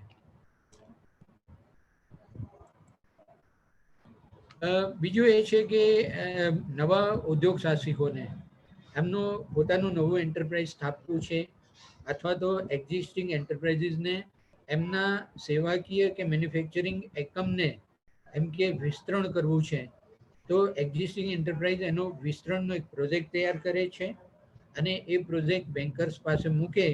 એટલે સપોઝ કે આરબીઆઈની ગાઈડલાઈન મુજબ 10 લાખની સીમામાં કોલેટરલ ડિપોઝિટ આપવાની જરૂર રહેતી નથી અને ઘણી જે બેંકો છે એ બેંકોએ ઇનિશિયેટિવ પણ લીધા છે કે આરબીઆઈની જે આ ગાઈડલાઈન છે એ મુજબ એઝ મેની એઝ નંબર જે નવા જે એસ્પાયરન્ટ છે અને એક્ઝિસ્ટિંગ એન્ટરપ્રાઇઝીસ છે કે જેમનું પ્રોજેક્ટ 10 લાખથી નીચે છે એને જામીનગીરી વગર કે થર્ડ પાર્ટી ગેરંટી વગર 10 લાખ સુધી લોન આપે છે. પણ 10 લાખથી વધારે થાય ત્યારે કોલેટરલ ડિપોઝિટ કે થર્ડ પાર્ટીની જે એક ઝંઝટ ઊભી થાય છે એમાંથી મુક્તિ મળી રહે એટલા માટે ભારત સરકાર દ્વારા ખાસ કરીને માઇક્રો અને સ્મોલ એન્ટરપ્રાઇઝીસને એના વિસ્તરણ માટે એને 2 કરોડની સીમામાં એના પ્રોજેક્ટ માટે સરળતાથી વિધાઉટ કોલેટરલ ડિપોઝિટ કે થર્ડ પાર્ટી ગેરંટી જામીનગીરી આપ્યા વગર એને સરળતાથી બેંકમાંથી પ્રોજેક્ટ ઉપર લોન મળી રહે એના માટે credit guarantee trust fund scheme લાગુ કરવામાં આવી, જે અંતર્ગત બેંકમાંથી મારી ટોટલ ટર્મ લોન જે નક્કી થાય, એપ્રુવ થાય અને સેન્કશન થાય એના 1.5%, 5 લાખથી વધારેનો પ્રોજેક્ટ હોય તો વન ટાઈમ 1.5% એની વન ટાઈમ મેમ્બરશિપ ચાર્જ આપણે એ બેંકને જમા કરાવવાનો રહેશે અને બેંક આપણા વતી CGT MSE ટ્રસ્ટ ફંડ મુંબઈને મેમ્બરશિપ ચાર્જ ટ્રાન્સફર કરશે. અને એ સિવાય જેટલા વર્ષ માટે ટર્મ લોન નક્કી થાય, એપ્રુવ થાય અને ડિસબર્સ થાય એટલા વર્ષ દરમિયાન આપણે માત્ર ને માત્ર 1% એને એમ કે રિકરિંગ ચાર્જીસ ભરવાના રહેશે. એનાથી એ થાય કે ટ્રસ્ટ ફંડને ખબર પડે કે આ જે એન્ટરપ્રાઇઝ છે જેણે આ સ્કીમનો બેનિફિટ લીધો છે એ ઓપરેટિવ છે, કાર્યરત છે. અને ઇન કેસ એ એનપીએ થાય, એ બાકી લોન ન ભરી શકે, તો સ્ક્રીનમાં દર્શાવ્યા મુજબ ટ્રસ્ટ ફંડ જે છે એ એક જામીનગીરી લખી આપે છે મેમ્બરશિપ થાય ત્યારે, બરાબર, લોન એપ્રુવ થાય ત્યારે. અને ઇન કેસ ઓફ એનપીએ ત્યારે બેન્કર્સને ટ્રસ્ટ ફંડ એપ્લિકન્ટ વતી આમાં દર્શાવ્યા મુજબના નાણાં એને જમા કરાવશે. એટલે બંને માટે વિન વિન સિચ્યુએશન થાય છે. 31 ડિસેમ્બર 2020 સુધી ગુજરાત સરકારની પોલિસી પણ હતી કે માઇક્રો ને સ્મોલ એન્ટરપ્રાઇઝીસ જેમણે સીજીટી એમએસસી ટ્રસ્ટ ફંડ હેઠળ બેનિફિટ લીધો હોય તો 1.5% જે મેમ્બરશિપ ચાર્જ હતો એ એમએસએમઈ કમિશનર કાર્યાલય વતી રિમ્બર્સમેન્ટ પણ કરવામાં આવતો હતો. મારો અવાજ બધાને સંભળાય છે ને સાહેબ? એવરીબડી કેન હિયર મી ના? જી સોલંકી સાહેબ, બિલકુલ સંભળાય. જી જી જી. આ મેં આગળ આપને દર્શાવ્યું જે એમએસએમઈ સંબંધ પોર્ટલ છે સાહેબ, કે જે પ્રોક્યોરમેન્ટ ભારત સરકારના જે વિભિન્ન મંત્રાલય અથવા સેન્ટ્રલ પબ્લિક સેક્ટર એન્ટરપ્રાઇઝીસ એમની જે 25%ની રેન્જમાં પ્રોક્યોરમેન્ટ વાર્ષિક કરવાનું હોય છે ઉત્પાદન કરતા એકમો એઝ વેલ એઝ સેવાકીય એકમો, તો એનું એક પ્રોગ્રેસ આ થાય છે એનું અમે પોર્ટલ પર પણ જોઈ શકીએ છીએ અને આપ પણ જોઈ શકો છો. ઓપન ટુ પબ્લિક છે, એમએસએમઈ સંબંધ.gov.in, અથવા માત્ર એમએસએમઈ સંબંધ લખીએ ને તો પણ એ પોર્ટલને આપણે ઓપન કરીને જોઈ શકાય છે કે આજની તારીખમાં વિવિધ એમએસસીસ પાસેથી કેન્દ્ર સરકારના કાર્યાલય અને જે વિભાગો છે એમને જે ટાર્ગેટ આપવામાં આવ્યું તો એમાં કેટલું એચિવમેન્ટ થયું છે. એટલે એક સરસ પ્લેટફોર્મ છે કે જ્યાં માઇક્રો અને સ્મોલ એન્ટરપ્રાઇઝીસને એક વિશાળ તક મળે છે કોમ્પિટિટિવનેસ, લાર્જ સ્કેલમાં ક્વોન્ટિટી વસ્તુ ઉત્પન્ન કરીને અથવા તો સેવાઓ પૂરી પાડીને આપણે વધારે પ્રોફિટ કમાઈ શકીએ છીએ. ડિલે પેમેન્ટ મેં આગળ વાત કરી આપને. અમારું એક મોનિટરિંગ પોર્ટલ કહો કે ઓનલાઈન એપ્લિકેશન કરવાની કોઈ પણ માઇક્રો અને સ્મોલ એન્ટરપ્રાઇઝીસને ડિલે પેમેન્ટનો ઇસ્યુ હોય તો અમારું એમએસસીએફસી ફેસિલિટેશન સેન્ટર છે, એ ઓનલાઈન એપ્લિકેશન કરી શકાય છે. અને આમાં પણ ભારત સરકાર એમએસએમઈ મંત્રાલય એને મોનિટરિંગ કરે છે. આમાં કોઈ પણ લાર્જ સેક્ટર જે એન્ટરપ્રાઇઝ છે જેની જે ટર્નઓવર કે નેટ એનું જે કાર્યકાળ છે વાર્ષિક 500 કરોડથી વધારે ટર્નઓવર છે, એને નિયમિતપણે માઇક્રો અને સ્મોલ એન્ટરપ્રાઇઝીસ પાસેથી સેવાઓ મેળવી હોય અથવા ગુડ્સ મેળવી હોય અને એનું પેમેન્ટ બાકી હોય તો એને એના વાર્ષિક હિસાબોમાં દર્શાવવાનું રહેશે. અને એ જો પેમેન્ટ ન આપે તો કમિશનર એમએસએમઈ એ આપણે એમએસસી ફેસિલિટી સેન્ટર જે કાઉન્સિલ છે એના ચેરમેન સાહેબ છે, એમને ત્યાં ઓનલાઈન અથવા તો ફિઝિકલ, હમણાં જે COVID-19 છે એના હિસાબે ફિઝિકલ એની જે સુનાવણી થતી નથી સાહેબ, પણ ઓનલાઈન થાય છે. એટલે બહુ સારી અને ફાસ્ટ પ્રક્રિયા છે. તો ઓનલાઈન હું મારી જો કોઈ આવો વિવાદ હોય તો એના આવશ્યક ડોક્યુમેન્ટની સાથે હું એને એમાં નોંધણી કરાવું તો હું એક યોગ્ય સમય મને એનો નિકાલ મળી શકે છે અને મને ન્યાય મળી શકે છે. અને એમાં જે દર્શાવ્યું છે એ મુજબ મને એનો લાભ બાકી પેમેન્ટનો મળી શકે છે. તો આ અંતર્ગત મુજબ એમએસએમઈ એક્ટનું જે અમારું ચેપ્ટર છે ડિલે પેમેન્ટનું, એમાં સેક્શન 15 થી 24 એમાં એમએસસી એફસી ફેસિલિટેશન કાઉન્સિલની સ્થાપના અને એની જે કાર્યવિધિ જે ઓપરેશનાલિટી છે એ એમાં દર્શાવવામાં આવેલી છે. સમયના અભાવે દરેક વસ્તુને આપણે ડિટેલમાં સમજાવી એ અઘરી પડે, એટલે અહીંયા હું આપને એક બ્રીફ આપી દઉં છું. આ અમારું પોર્ટલ છે, મોનિટરિંગ સિસ્ટમ છે, એમાં પણ આપણે જોઈ શકીએ છીએ કે જેથી આપણને પણ ભવિષ્યમાં આ રીતની કોઈ સમસ્યા ઊભી થાય તો આ પોર્ટલ થકી આપણે આવેદન કરીને એ સમસ્યાનું સમાધાન મેળવી શકીએ છીએ. એમએસસીએફસી ફેસિલિટેશન કાઉન્સિલ ગુજરાતમાં આપણે કમિશનર એમએસએમઈ સાહેબના અધ્યક્ષ સ્થાને અને 2 યુનિયન ટેરિટરીઝમાં ડાયરેક્ટોરેટ ઇન્ડસ્ટ્રીઝ જે છે એના અધ્યક્ષ સ્થાને રચના કરવામાં આવેલી છે અને એની ઓનલાઈન પણ સુનાવણી થાય છે અને આ જે ઇસ્યુઝ છે એનું નિરાકરણ લાવવામાં આવે છે. હવે એક એ છે કે મેં આગળ જણાવી દીધું એ મુજબ કે મને ડિલે પેમેન્ટનો ઇસ્યુઝ ઊભો ન થાય, એટલે હું મારી જે ઉત્પાદન કરેલી વસ્તુ છે અથવા હું જેને સેવા આપું છું એ લાર્જ એન્ટરપ્રાઇઝીસ કે સેન્ટ્રલ પબ્લિક સેક્ટર એન્ટરપ્રાઇઝીસ એ બધા સંસ્થાનને આ પ્લેટફોર્મ પર આપણે નોંધણી કરાવી દઈએ કે ભારત સરકારનું જે આ નોટિફિકેશન છે, આરબીઆઈના નોટિફિકેશનના અંતર્ગત ટ્રેડ રિસીવેબલ ઈ ડિસ્કાઉન્ટિંગ પ્લેટફોર્મની સ્થાપના કરવામાં આવી છે.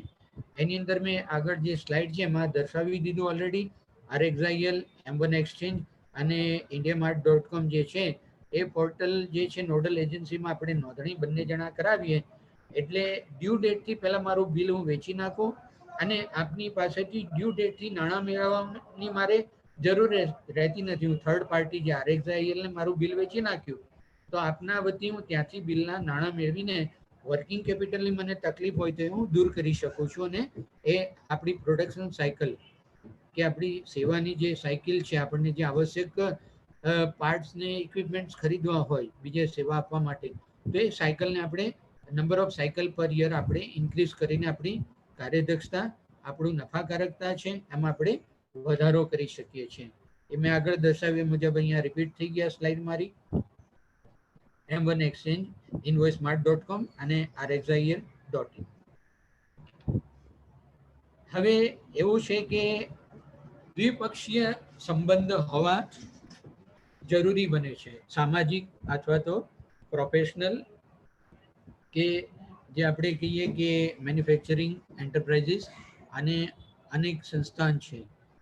ભારત સરકાર MSME મંત્રાલય 2016-17માં આ રીતે MSME ડેટા બેંક ઊભું કરવામાં આવ્યું કે જેમાં મિનિસ્ટ્રી ઓફ MSME એટલે MSME મંત્રાલયની જેટલી પણ સ્કીમો છે એનો લાભ લેવા માંગતા એકમો અથવા લાભ લઈ ચૂકેલ એકમો એ અહીંયા નોંધણી કરાવે કે જેથી મંત્રાલયની પાસે એક ડેટાબેઝ ઊભો થાય કે ભારતના અર્થતંત્રમાં કેટલા પર્સન્ટેજ માઇક્રો, સ્મોલ અને મીડિયમ એન્ટરપ્રાઇઝીસ મેન્યુફેક્ચરિંગ અને સેવા આપતા એકમો છે અને સમયાંતરે પોલિસી અને યોજનાઓમાં શું એમાં સુધારા વધારા કરી શકાય.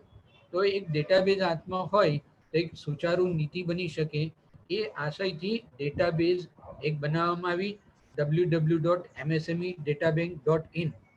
એટલે જેટલા પણ એકમો છે, ટ્રાવેલ એજન્ટ છે, એમણે એમના એકમનું નોંધણી ન કરાવી હોય તો અહીંયા નોંધણી કરાવી શકો છો.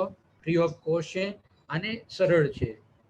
એમાં 15-20 મિનિટનો સમય લાગતો હોય છે કે જેથી એક ડેટાબેઝ બને અને જે પોલિસીમાં આપણે કંઈક ફેરફાર કરવો હોય તો પ્રાઇમ મિનિસ્ટર ટાસ્ક ફોર્સ કમિટીમાં જેમ કે Gujarat chamber of commerce and industry સદસ્ય છે ગુજરાતથી, એટલે એ રીતે આપણા કંઈક પણ પ્રશ્નો હોય તો એ પ્રશ્નોને આપણે સારી રીતે ત્યાં સમજાવી શકીએ અને કંઈક સુચારુ પોલિસી અથવા તો નવા જે યોજનાઓ બની શકે આમાં કઈ રીતે આપણે સારો લાભ પ્રાપ્ત કરી શકીએ એ ચર્ચામાં આ માહિતી સારી રીતે ઉપયોગી બની રહેશે.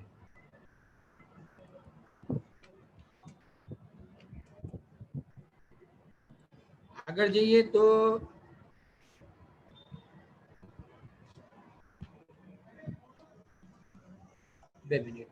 આગળ આપણે જોઈએ તો માય MSME મોબાઈલ એપ, જેમ કે વેબિનારમાં નંબર ઓફ એન્ટરપ્રાઇઝીસ સમયના અનુકૂલન ન હોય તો ન જોડાઈ શકે, પણ એમ કે કોઈ પણ વિભાગ દરેકની પાસે પહોંચી શકે એટલા માટે દરેક વિભાગ દ્વારા હવે મોબાઈલ એપ વિકસાવવામાં આવે છે. એટલે મિનિસ્ટ્રી ઓફ MSME દ્વારા માય MSME મોબાઈલ એપ વિકસાવવામાં આવી છે, જે આપના મોબાઈલમાં ડાઉનલોડ કરો અને દરેક સ્કીમની ગાઈડલાઈન અથવા તો ઓનલાઈન એપ્લિકેશન કઈ રીતે કરવી, ગ્રીવેન્સીસ મોનિટરિંગ સિસ્ટમ પણ છે. આપણો કોઈ પણ સમસ્યા હોય તો આપણી સમસ્યાને એમાં કઈ રીતે આપણે પહોંચાડી શકીએ એ બધું જ માય MSME મોબાઈલ એપથી આપણે on the finger of tips આપણે એમ કે સમય બચાવીને આપણે એની માર્ગદર્શન મેળવી શકીએ છીએ. નિરાકરણ મેળવી શકીએ છીએ અને લાભ પણ મેળવી શકીએ છીએ. દરેક સ્કીમ વિષયમાં દર્શાવવામાં આવ્યું છે એ જે એનું જે બોક્સ હોય છે એને આપણે ક્લિક કરીએ એટલે સ્કીમ માટે ઓનલાઈન આવેદન આપણે કરી શકીએ છીએ. 25 થી વધારે અમારી જે સ્કીમ્સ છે એ ઓનલાઈન કરવામાં આવી છે. એટલે કોઈ પણ એકમને દોડાદોડ કરવાની જરૂર ઊભી થતી નથી. કે એકવાર વિલિંગનેસ આપણે બતાવી, જ્યાં ઇન્ડિવિજ્યુઅલ એપ્રોચ છે ત્યાં ઇન્ડિવિજ્યુઅલ એપ્લિકેશન કરી શકાય છે, અને જ્યાં ક્લસ્ટર બેઝ એપ્રોચ હોય મેન્યુફેક્ચરિંગ સેક્ટર માટે, તો એમાં એ ક્લસ્ટરના એક હેડ એસોસિએશન બનાવીને એ પણ ઓનલાઈન એપ્લિકેશન કરી શકે છે. અને ન ખ્યાલ આવે તો ઓનલાઈન એપ્લિકેશન કરતા પહેલા અમારી ઓફિસમાં પ્રત્યક્ષ મુલાકાત લઈને એ માર્ગદર્શન મેળવીને પછી આપણે ઓનલાઈન એપ્લિકેશન કરવાની રહેતી હોય છે. એટલે એમાં કોઈ પણ ત્રુટિ હોય કે કંઈ પણ આપૂર્તિ બાકી હોય તો એ એમાં એમને ઈમેલથી જાણ કરીને અપલોડ કરવાનું કહેવામાં આવે છે, અને જ્યાં જરૂર પડે ત્યાં જ ફિઝિકલી બોલાવવામાં આવે છે. એટલે માય એમએસએમઈ મોબાઈલ એપ એક બહુ સરસ વેગવંતું ડિજિટલ સાધન છે. એ સિવાય આપને કોઈ પણ પ્રશ્નો હોય તો MSME DI Ahmedabad, branch MSME DI Rajkot અને બ્રાન્ચ એમએસએમઈ ડીઆઈ સિલવાસા ખાતે પણ એન્ટરપ્રાઇઝ ફેસિલિટેશન સેન્ટરની સ્થાપના કરવામાં આવી છે. એશિયન ડેવલપમેન્ટ બેંકની સાથે મિનિસ્ટ્રી ઓફ એમએસએમઈ દ્વારા એક બહુ વ્યવસ્થિત રીતે આને આગળ સુદૃઢ કરવામાં આવશે, જેમાં નિપુણ એક્સપર્ટ્સને પણ આમાં રોકવામાં આવશે. એટલે અમારા કાર્યાલયમાં સરકારી અધિકારીઓની સાથે સાથે પણ ટ્રેડ અથવા સેક્ટર સ્પેસિફિક એક્સપર્ટ્સ પણ અમારી સાથે મિનિસ્ટ્રી દ્વારા એપોઇન્ટ કરવામાં આવશે. એટલે જે તે સેક્ટર સ્પેસિફિકની કંઈ સમસ્યા હોય કે માર્ગદર્શન મેળવવાનું હોય તો એ આસાનીથી અને વ્યવસ્થિત રીતે અહીંયાથી માર્ગદર્શન પ્રાપ્ત કરી શકે છે. એક્સપોર્ટ જે લોકો મેન્યુફેક્ચરિંગ એન્ટરપ્રાઇઝીસ જે છે એ એક્સપોર્ટ કરે છે, તો એમએસએમઈઝને એક્સપોર્ટમાં પણ કોઈ તકલીફો પડે છે, કોઈ ઇસ્યુ આવે છે, તો એક્સપોર્ટ ફેસિલિટેશન સેન્ટરની પણ સ્થાપના કરવામાં આવી છે. અને એની સાથે સાથે COVID-19 નો જે પીરિયડ હતો એ દરમિયાન એમ કે ઈમેલ દ્વારા અથવા પ્રત્યક્ષ રીતે કોઈ પણ એકમ એ પોતાની જે તકલીફો છે, ગ્રીવન્સ છે, એને અમારી સુધી ન પહોંચાડી શકતા હોય તો champions.gov.in પ્લેટફોર્મ એક શરૂ કરવામાં આવ્યું છે, જેમાં ભારતના એમએસએમઈ જે છે એને રેકોગ્નાઇઝ કરીને અને જેને પોટેન્શિયાલિટી છે અને વાસ્તવિક રીતે જે તે સ્કીમની જરૂર છે એનું સમયસર માર્ગદર્શન આપીને એ બેનિફિટ પૂરો પાડીને એને આપણે આંતરરાષ્ટ્રીય લેવલ પર, વૈશ્વિક લેવલ પર એને કમ્પિટિટિવ બનાવવા માટે અને કાર્યદક્ષતા અને પ્રોફિટ વધારવા માટે, સક્ષમતા વધારવા માટે champions.gov.in પ્લેટફોર્મ પણ પ્રસ્થાપિત કરવામાં આવ્યું છે. આ અમારું કાર્યાલયનું એડ્રેસ અને ઈમેલ આઈડી છે. આપ સૌએ મને જેટલો શાંતિથી સાંભળ્યો એ બદલ હું આપ સૌનો આભાર માનું છું. આની સાથે સાથે સ્ટેન્ડઅપ ઇન્ડિયા, સ્ટાર્ટઅપ ઇન્ડિયા પણ છે ઇનોવેશન્સ માટે, અને એ સિવાય જે આત્મનિર્ભર ભારત છે એ અંતર્ગત પણ આપ બેન્કર સાથે ચર્ચા કરીને આપને એમાં જે કમ્પોનન્ટમાં આપણને આવશ્યકતા હોય એ નિયમ અનુસાર આપ એમની સાથે આવેદન કરીને આત્મનિર્ભર ભારત જે જીએસએસડી કે અલગ અલગ જે 5 કમ્પોનન્ટ છે એમાં આપ લાભ મેળવી શકો છો. ધન્યવાદ. ખૂબ આભાર સોલંકી સાહેબ, આપે જે માહિતી એમએસએમઈ રિલેટેડ આપી એ અત્યંત ઉપયોગી માહિતી છે અને જરૂરથી અમારા સભ્યોને એને ચોક્કસથી લાભ મળી શકશે. આપે જે રજૂઆત કરી એમાં જે એમએસએમઈ માટેના જે ખૂબ જ સારા મુદ્દાઓ છે જેને મેં નોટ ડાઉન કરી રાખ્યા છે એ છે, એક તો તમે એમએસએમઈમાં બિઝનેસ ચાલુ કર્યા પહેલા જ રજીસ્ટ્રેશન કરી શકો, એ ખરેખર બહુ જ સુંદર વસ્તુ છે. બીજી વસ્તુ છે કે 45 દિવસની અંદર જ લોનનું ડિસ્બર્સમેન્ટ થાય, એ પણ ખરેખર ખૂબ સુંદર માહિતી છે અમારા માટે. ત્રીજી વસ્તુ છે કે તમારે ડોમેસ્ટિક અથવા તો ઇન્ટરનેશનલ ટ્રેડ ફેર માટે જે માર્કેટિંગ માટેનું જે રીઇમ્બર્સમેન્ટ મળે છે એ પણ આજના જમાનામાં કોમ્પિટિટિવ જમાનામાં એ ખરેખર ઉપયોગી વસ્તુ છે અને કોસ્ટ ઘટાડવામાં ખૂબ જ મદદરૂપ થઈ શકે એમ છે. તમારું એક MSME નું એક ડિજિટલ MSME સ્કીમ છે કે જેના દ્વારા વધુ ને વધુ ગ્રાહકો સુધી પહોંચી શકાય છે, એ પણ ખૂબ સુંદર પ્રવિધાન છે. અને માય મોબાઈલ એપ કે જેના દ્વારા MSME ને ખૂબ ઝડપથી અને ખૂબ ક્વિકલી એને રજીસ્ટ્રેશન કરી શકાય, એ પણ એક સુંદર વ્યવસ્થા છે.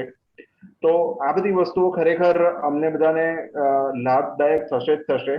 એ સિવાય એક માહિતી અથવા તો એક વાત સાહેબ આપને કહેવાની કે અથવા તો સાહેબ આપના માધ્યમ થકી કેન્દ્ર સરકારને પણ અમે જે એક મુશ્કેલી અનુભવી રહ્યા છીએ એ આ સંદર્ભમાં હું આપને કહેવા માંગીશ કે બેન્કર્સ જે છે એ લોકો ટ્રાવેલ ટ્રેડને અત્યારે આઈ થિંક બ્લેકલિસ્ટમાં મૂકેલ છે. અને ઘણા બધા એજન્ટોની એક ફરિયાદ છે કે બેંકો ટ્રાવેલ એજન્ટ્સને કોઓપરેટ નથી કરતી લોન ડિસ્બર્સમેન્ટની બાબતમાં, અથવા તો જે કંઈ લોન લીધેલી હોય એમાં પણ કટૌતી કરેલી છે. તો મારી આપ સુધીને વિનંતી છે કે આપના માધ્યમ થકી અમારા ઇન્ડસ્ટ્રીઝને આ રીતનું જે બેંકોનું વર્તન છે એમાં કોઈક સુધારો આવે એવી અમે આપના તરફથી એક અપેક્ષા રાખીએ છીએ.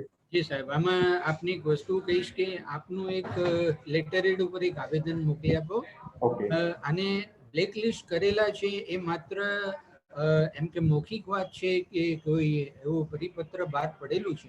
ના સર, આ ફક્ત ને ફક્ત મૌખિક વાત જ હોય છે. એટલે કે માનો કે એવું જાણ કરવામાં નથી આવતી હોતી કે ભાઈ તમે બ્લેકલિસ્ટમાં છો એટલે અમે તમને નથી આપતા, પણ એવો એક ટ્રેન્ડ રહેલો છે કે મૌખિક વાત થયેલી છે. જે અવિશ્વાસનું વાતાવરણ પેદા થયેલું છે એના પણ હા, એટલે મેં આપને જણાવ્યું કે એ રીતનું હોય તો આપણે પછી આપણી જે છે એને બદલીને CGTMS અંતર્ગત કરી શકીએ. એક શું છે કે ઘર્ષણ આપણે નિવારી શકાય અવિશ્વાસના લીધે જે એક એમ કે ઘર્ષણ ઊભું થતું હોય તો એને આપણે ટાળી શકાય કે ચલો ભાઈ તમે મને આત્મનિર્ભરમાં નથી લેતા તો મારું ઈચ્છા કે જે બરાબર જે મને CGTMS હેઠળ મને બરાબર. અને એમાં જ્યારે રિજેક્શન આવે ને તો મૌખિક રિજેક્શન નહીં, ત્યારે બેન્કર્સને એમ કહો કે આપની વાત મૌખિક રીતે મને સમજમાં નથી આવતી, ઓકે, આપ મને ઈમેલ અથવા લેખિતમાં જાણ કરો. બરાબર. અને આવું કંઈ હોય તો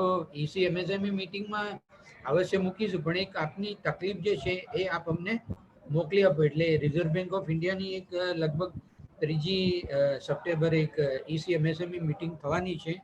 તો એમાં આપણે એમ કે એ પ્રશ્નને મૂકીશું અને બરાબર એક વિશ્વાસ વાતાવરણ પેદા થાય અને ટ્રાવેલ એજન્સીને જે કંઈ એમ કે તકલીફો પડી રહી છે બરાબર. બાકી જે પ્રોજેક્ટમાં એક અવધારણા એવી મૂકવામાં આવે છે, એમાં 2 એપ્રોચ આવે છે સાહેબ. નેમસ્કેપ કાર્યક્રમ એક છે રિઝર્વ બેંક ઓફ ઇન્ડિયાનો, એમનું જે પુના ઇન્સ્ટિટ્યૂટ છે એના થકી એક નેમસ્કેપ પ્રોગ્રામ આવે છે સાહેબ. એમાં 2 એક્સપર્ટ છે, નાયક સાહેબ એક નાયક સમિતિ કહે છે અને એક અન્ય છે જે એજન્ટ સમિતિ. એટલે 2 એપ્રોચથી ટર્મ લોન એપ્લિકેશન જે છે ને ઇવેલ્યુએટ કરવામાં આવે છે. અને ચાર્ટર્ડ એકાઉન્ટન્ટની પરિભાષામાં આપણે વાત કરીએ ને તો એક આવે છે બેલેન્સ શીટ એપ્રોચ અને બીજો આવે છે profit and loss account approach. બરાબર. એટલે બેલેન્સ શીટ એપ્રોચમાં એક ભરોસો ઉભો થાય છે કે મારા ક્લાયન્ટલ અહીંયા છે અને ઠોસ છે. જ્યારે બેલેન્સ શીટ એપ્રોચમાં તો શું છે કે મેં લઈ જ લીધું છે એટલે મને આવશ્યકતા જ નહીં. ખ્યાલ આવે ને સાહેબ કે અત્યારે આપણે રિચાર્જ કરાવીએ છીએ તો રિચાર્જમાં પ્રીપેડમાં આપણે પૈસા ભરી દઈએ છીએ, એટલે લાર્જ એન્ટરપ્રાઇઝીસનું જે સ્કેલ ઓફ ઓપરેશન છે ને એ બેલેન્સ શીટ એપ્રોચ નથી, એનો પ્રોફિટ એન્ડ લોસ એકાઉન્ટ ઉપર છે. એટલે એ પ્રોફિટમાં જ રહેવાની છે. એટલે એને કોઈ પણ યોજનાનો જરૂર રહેવાની નથી, કેમ કે સેવાઓ પૂરી પાડતા પહેલા મારા ઇન્ફ્રાસ્ટ્રક્ચરનું તો વળતર મેળવી લઉં છું. એટલે આ રીતે જે છે ને કે આપણું બેલેન્સ શીટ કે પ્રોફિટ એન્ડ લોસ એકાઉન્ટ કેવું છે એના હિસાબે જે એના પ્રોજેક્ટના ઇવેલ્યુએશન કરીને જે પોઈન્ટ આવે ને એ મુજબ એમાં કટ ઓફ કરતા હોય છે અથવા તો 100% એને આપતા હોય છે. અને બીજું એક આપને કહીશ કે જે મિત્રો માઇક્રો લેવલ ઉપર પોતાનું ટ્રાવેલ માટેનું ખાસ એન્ટરપ્રાઇઝ શરૂ કરવા માંગતા હોય, જેમ કે 10 લાખ સુધીની કોઈને કાર પરચેસ કરવી છે કે કોઈ ટેમ્પો કે મિની કંઈ ખરીદવું છે, બરાબર. આપણે જેમ કે પેલી 7 સીટર કે જે આવે છે ને 12 સીટર ને એ રીતે કોઈને ટેમ્પો ટ્રાવેલર ખરીદવી હોય તો એના માટે application prime minister employment generation પ્રોગ્રામમાં કરી શકે છે. 10 લાખ સુધી એમાં એમને એમ કે ટર્મ લોન મળી શકે છે અને માત્ર 10% કે 25% અર્નેસ્ટ મની એમને કાઢવાની રહેશે. એટલે KVIC online.gov.in વેબ પોર્ટલ છે. Khadi and village industries commission જે મિનિસ્ટ્રી ઓફ MSME અંતર્ગત છે, એમાં 3 એજન્સી આપણે રેકોગ્નાઇઝ કરવામાં આવી છે. Khadi and village industries corporation, khadi and village industries board, state government અને જિલ્લા ઉદ્યોગ કેન્દ્ર જે કમિશનર MSME અથવા industries and mines department state government અંતર્ગત કામ કરે છે. તો એમાં એપ્લિકેશન કરી એટલે એક જગ્યાએ આમાંથી ગમે તે એક એજન્સી એ સિલેક્ટ કરે એપ્લિકન્ટ, એટલે બાય ડિફોલ્ટ એ એપ્લિકેશન જે તે સંસ્થા પાસે જાય છે, ત્યાંથી એને ઇવેલ્યુએટ કરીને અનુમોદન કરીને એક એનું પ્રમાણ બનાવવામાં આવ્યું છે માર્કિંગ. એપ્લિકન્ટની જે રેકોમેન્ડેશનની જે પ્રક્રિયા છે એમાં 70+ માર્ક્સ જેના આવે એને એ રેકોમેન્ડ કરે છે એપ્લિકેશન કે આ એપ્લિકન્ટ છે એ સફળ ઉદ્યોગ સાહસિક કે સફળ ઉદ્યમ સાહસિક બની શકે છે. એટલે ત્યાંથી પછી જે એમના પરિચિત બેન્કર હોય એની પાસે એપ્રુવલ અને ડિસબર્સમેન્ટ માટે જવાનું રહેશે. એટલે એમાં બહુ નાનો પ્રોજેક્ટ પ્રોફાઇલ હોય છે. આપણે એમ કે કરોડોનો જે ટર્નઓવર કરતા હોય એનો પ્રોજેક્ટ રિપોર્ટ એ ડિટેલ પ્રોજેક્ટ રિપોર્ટ હોય છે, બહુ એક વિકટ પ્રકારનો. પણ આમાં તો માઇક્રોને એટલું વિકટ ડિટેલ પ્રોજેક્ટ રિપોર્ટ બનાવવાનું હોતું નથી. એટલે બુકિંગ એજન્ટ બનવા માંગતા હોય, ઓફિસમાં કમ્પ્યુટર, લેપટોપ અને ઉપયોગી સોફ્ટવેર પરચેસ કરવા માંગતા હોય એવા બંધુઓ પણ સેવાકીય એકમ તરીકે PMEGP નો બેનિફિટ લઈ શકે છે. ધન્યવાદ સાહેબ. થેન્ક યુ સોલંકી સાહેબ, બહુ જ ઉપયોગી માહિતી મળી છે આ રીતે. હવે આપણે આગળ વધીએ એ પહેલા કોઈ મિત્રોને પ્રશ્ન હોય MSME રિલેટેડ તો please, sorry, before that my sincere apologies, I forgot to introduce Mr. Mehboob, who is a National Taxation Committee Chairman. Mehboob, welcome on this platform. Thank you very much વિરેનભાઈ.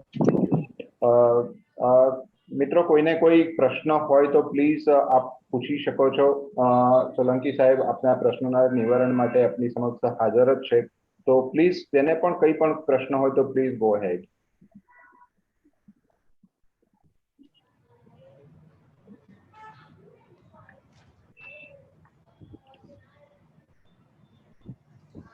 Madhubhai, મારો એક પ્રશ્ન છે કે MSME જે ministry of ટુરિઝમે declaration કર્યું એ મારે મેળવવી હોય તો ક્યાંથી મેળવવાનું? શું સાહેબ, ખ્યાલ ન આવ્યો આપનો પ્રશ્ન. મિનિસ્ટ્રી ઓફ ટુરિઝમે ડિક્લેરેશન આપ્યું છે કે MOT નો મેમ્બર હોય કોઈ પણ ટ્રાવેલ એજન્ટ એને MSME નો બેનિફિટ લઈ શકે 10 લાખ રૂપિયા સુધીની. તો હું કોઈ પણ બેંકમાં જાઉં છું તો બેંકો પાસે કોઈ સર્ક્યુલર નથી, મને ના પાડે છે, તો હું ક્યાંથી મેળવું છું? હા, એટલેમાં ઉદ્યમ રજીસ્ટ્રેશન આવશ્યક રહેશે સાહેબ. MSME સેક્ટર અંતર્ગત મેં જણાવ્યું મુજબ આપણું ઉદ્યમ રજીસ્ટ્રેશન સર્ટિફિકેટ એક લઈને જશો ને એટલે રિજેક્શન નહીં આવશે. ના, રિજેક્શન પહેલા તો એની પાસે એપ્લિકેશન એક્સેપ્ટ નથી કરતા. ઉદ્યમ રજીસ્ટ્રેશન સર્ટિફિકેટ તો છે જ ઓલરેડી સાહેબ. જી જી જી, બરોબર છે, એને આપેલું છે, પણ એકચ્યુઅલી બેંકો એવું કહે છે કે આવા કોઈ સર્ક્યુલર અમારી પાસે નથી. કઈ સ્કીમ છે સાહેબ? MSME ની છે, MOT ની છે, મિનિસ્ટ્રી ઓફ ટુરિઝમ ની 10 લાખ સુધીની. Ministry of tourism.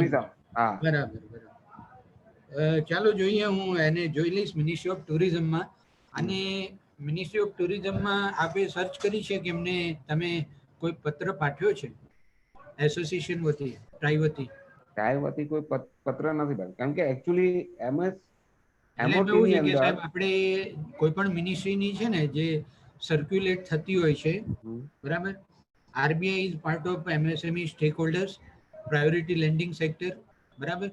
એટલે એની મોનિટરિંગ થતું હોય છે PM ટાસ્ક ફોર્સ કમિટી મિટિંગમાં, એમ કે સ્ટેટ લેવલથી અને સેન્ટ્રલ લેવલથી આરબીઆઈના જે ટોપ ઓફિશિયલ્સ હોય છે એમાં પાર્ટિસિપેટ થતા જ હોય છે. એટલે અમારી જે મિનિસ્ટ્રી ઓફ એમએસએમઈની જે સ્કીમો છે ને એ તો already they are well aware of it. એટલે ministry of agro food industries, ministry of tourism છે, અલગ અલગ જે મિનિસ્ટ્રી છે એના આ જે પોલિસી અથવા તો જે એમની યોજનાઓ છે એ પણ બેંકો સુધી એમણે એ સર્ક્યુલેટ કરવી જોઈએ. કેમ કે એક વસ્તુ છે કે હું એઝ અ બેન્કર 10 થી 6 હું મારા બેંકના જ કામમાં વ્યસ્ત હોઉં છું, બરાબર સાહેબ, whether I am a manager or clerk. એટલે મારી જે પ્રાથમિક જે રિસ્પોન્સિબિલિટી છે બેન્કર એ છે, એ તો મારે બેન્કિંગ ટ્રાન્ઝેક્શનમાં કસ્ટમરને સેટિસ્ફાઈ કરવાનો છે, બરાબર. એટલે નોલેજ ફોરમ જેમ કહીએ ને કે એઝ એન એન્ટરપ્રાઇઝ, એક ઉદ્યોગ સાહસિક તરીકે મને અલગ અલગ મિનિસ્ટ્રીની સ્કીમોની જાણકારી નથી. આજે આપે મને સાંભળ્યો તો એમએસએમઈની ઘણી બધી સ્કીમો આપને પ્રથમવાર સાંભળવા મળી હોય, બરાબર. એ રીતે બેન્કર્સને પણ એ જાણમાં ન હોય અને સર્ક્યુલેટ ના થયું. એમાં એવું છે કે આરબીઆઈ 3 એ ઝોનલથી આવે છે અને ઝોનલથી એના આદેશ પરિપત્રો તૈયાર થઈને એ બ્રાન્ચ લેવલ સુધી સર્ક્યુલેટ થતા હોય છે. એટલે પ્રાયોરિટી લેન્ડિંગ સેક્ટરના જેમ કે ફોર એક્ઝામ્પલ માત્ર આપણે સીજીટી એમએસસી ની વાત કરીએ તો સીજીટી એમએસએમઈ નો સર્ક્યુલર છે નીચેની બેન્કર સુધી જાય છે સાહેબ. ડિલે પેમેન્ટમાં ઇસ્યુ આવતા હતા એટલે એ ટ્રેડ રિલેટેડ ઈ ડિસ્કાઉન્ટિંગ પ્લેટફોર્મ બનાવવામાં આવ્યું. તો એના માટે પણ ઘણી બધી ડિસ્કશન થઈ અને પછી પ્લેટફોર્મ તૈયાર કરવામાં આવ્યું. એટલે દરેક સંસ્થાઓનું એકબીજાની સાથે સુભગ સમન્વય આપલે ન થાય તો આ એક સમજણ કે નોલેજના અભાવે સમસ્યાનો સામનો કરવો પડતો હોય છે. એટલે હું પણ જોઈશ કે આપ જે કહો છો મોટી સ્કીમનું નામ શું છે? એમઓટી, મિનિસ્ટ્રી ઓફ ટુરિઝમ એમઓટી, એની અંદર રજીસ્ટ્રેશન ટ્રાવેલ એજન્ટ છે એને 10 લાખ રૂપિયા સુધીની લોન આપવાની. ચાલો હું પણ જોઈ લઈશ. સમયના હવે મારે બહુ કામગીરી આપવામાં આવેલી છે એટલે હું જાઉં તો પણ નથી જઈ શકતો બીજી મિનિસ્ટ્રીની વિઝિટમાં, પણ સમય મળે તો અચૂક હું સિડબી છે, બરાબર, એગ્રો ફૂડ ઇન્ડસ્ટ્રી જે વચ્ચે ક્લસ્ટરમાં મને કામ આપ્યું હતું સંકલન માટે, જી, તો તમે ચેમ્પિયન્સમાં પણ અમને મોકલી આપો તો અમે જોઈ લઈએ અને ઈસી એમએસએમઈ મીટિંગમાં આપણે મુકાવીએ. ઓકે, બરાબર. અને મિનિસ્ટ્રી ઓફ ટુરિઝમને પણ આપ ટાઈના લેટર હેડથી પણ આપ મોકલી શકો છો સમસ્યા કે આપની આ સ્કીમ છે એ બેન્કર્સના નોલેજમાં નથી, જેથી અમને આ સ્કીમનો લાભ મળતો નથી અને આપના તરફથી જે ગ્રાન્ટ હોય એનો સમયસર અમે સદુપયોગ કરી શકીએ એના માટે તમે આરબીઆઈથી એને બ્રાન્ચ લેવલ સુધી સર્ક્યુલેટ કરાવો અને જેથી અમને આ યોજનાનો લાભ મળી શકે. બરાબર. એમએસએમઈ ની અંદર હું અત્યારે ટ્રાન્સપોર્ટેશનનો વ્યવસાય કરું અને હું વ્હીકલ વસાવું તો મને એની અંદર એમએસએમઈ માં સબસિડી મળે કે ન મળે? મળે ને સાહેબ. Prime minister employment generation program છે, જેમાં 10 લાખ સુધીની લોન કોઈને જોઈએ, સેવાકીય એકમ માટે 10 લાખની લિમિટ છે, બરાબર. તો એમાં જનરલ અને ઓબીસી કેન્ડિડેટ હોય અને અર્બનમાં હોય તો એમને 15% અને રૂરલમાં હોય તો 25%, મેક્સિમમ 10 લાખની લિમિટમાં, બરાબર.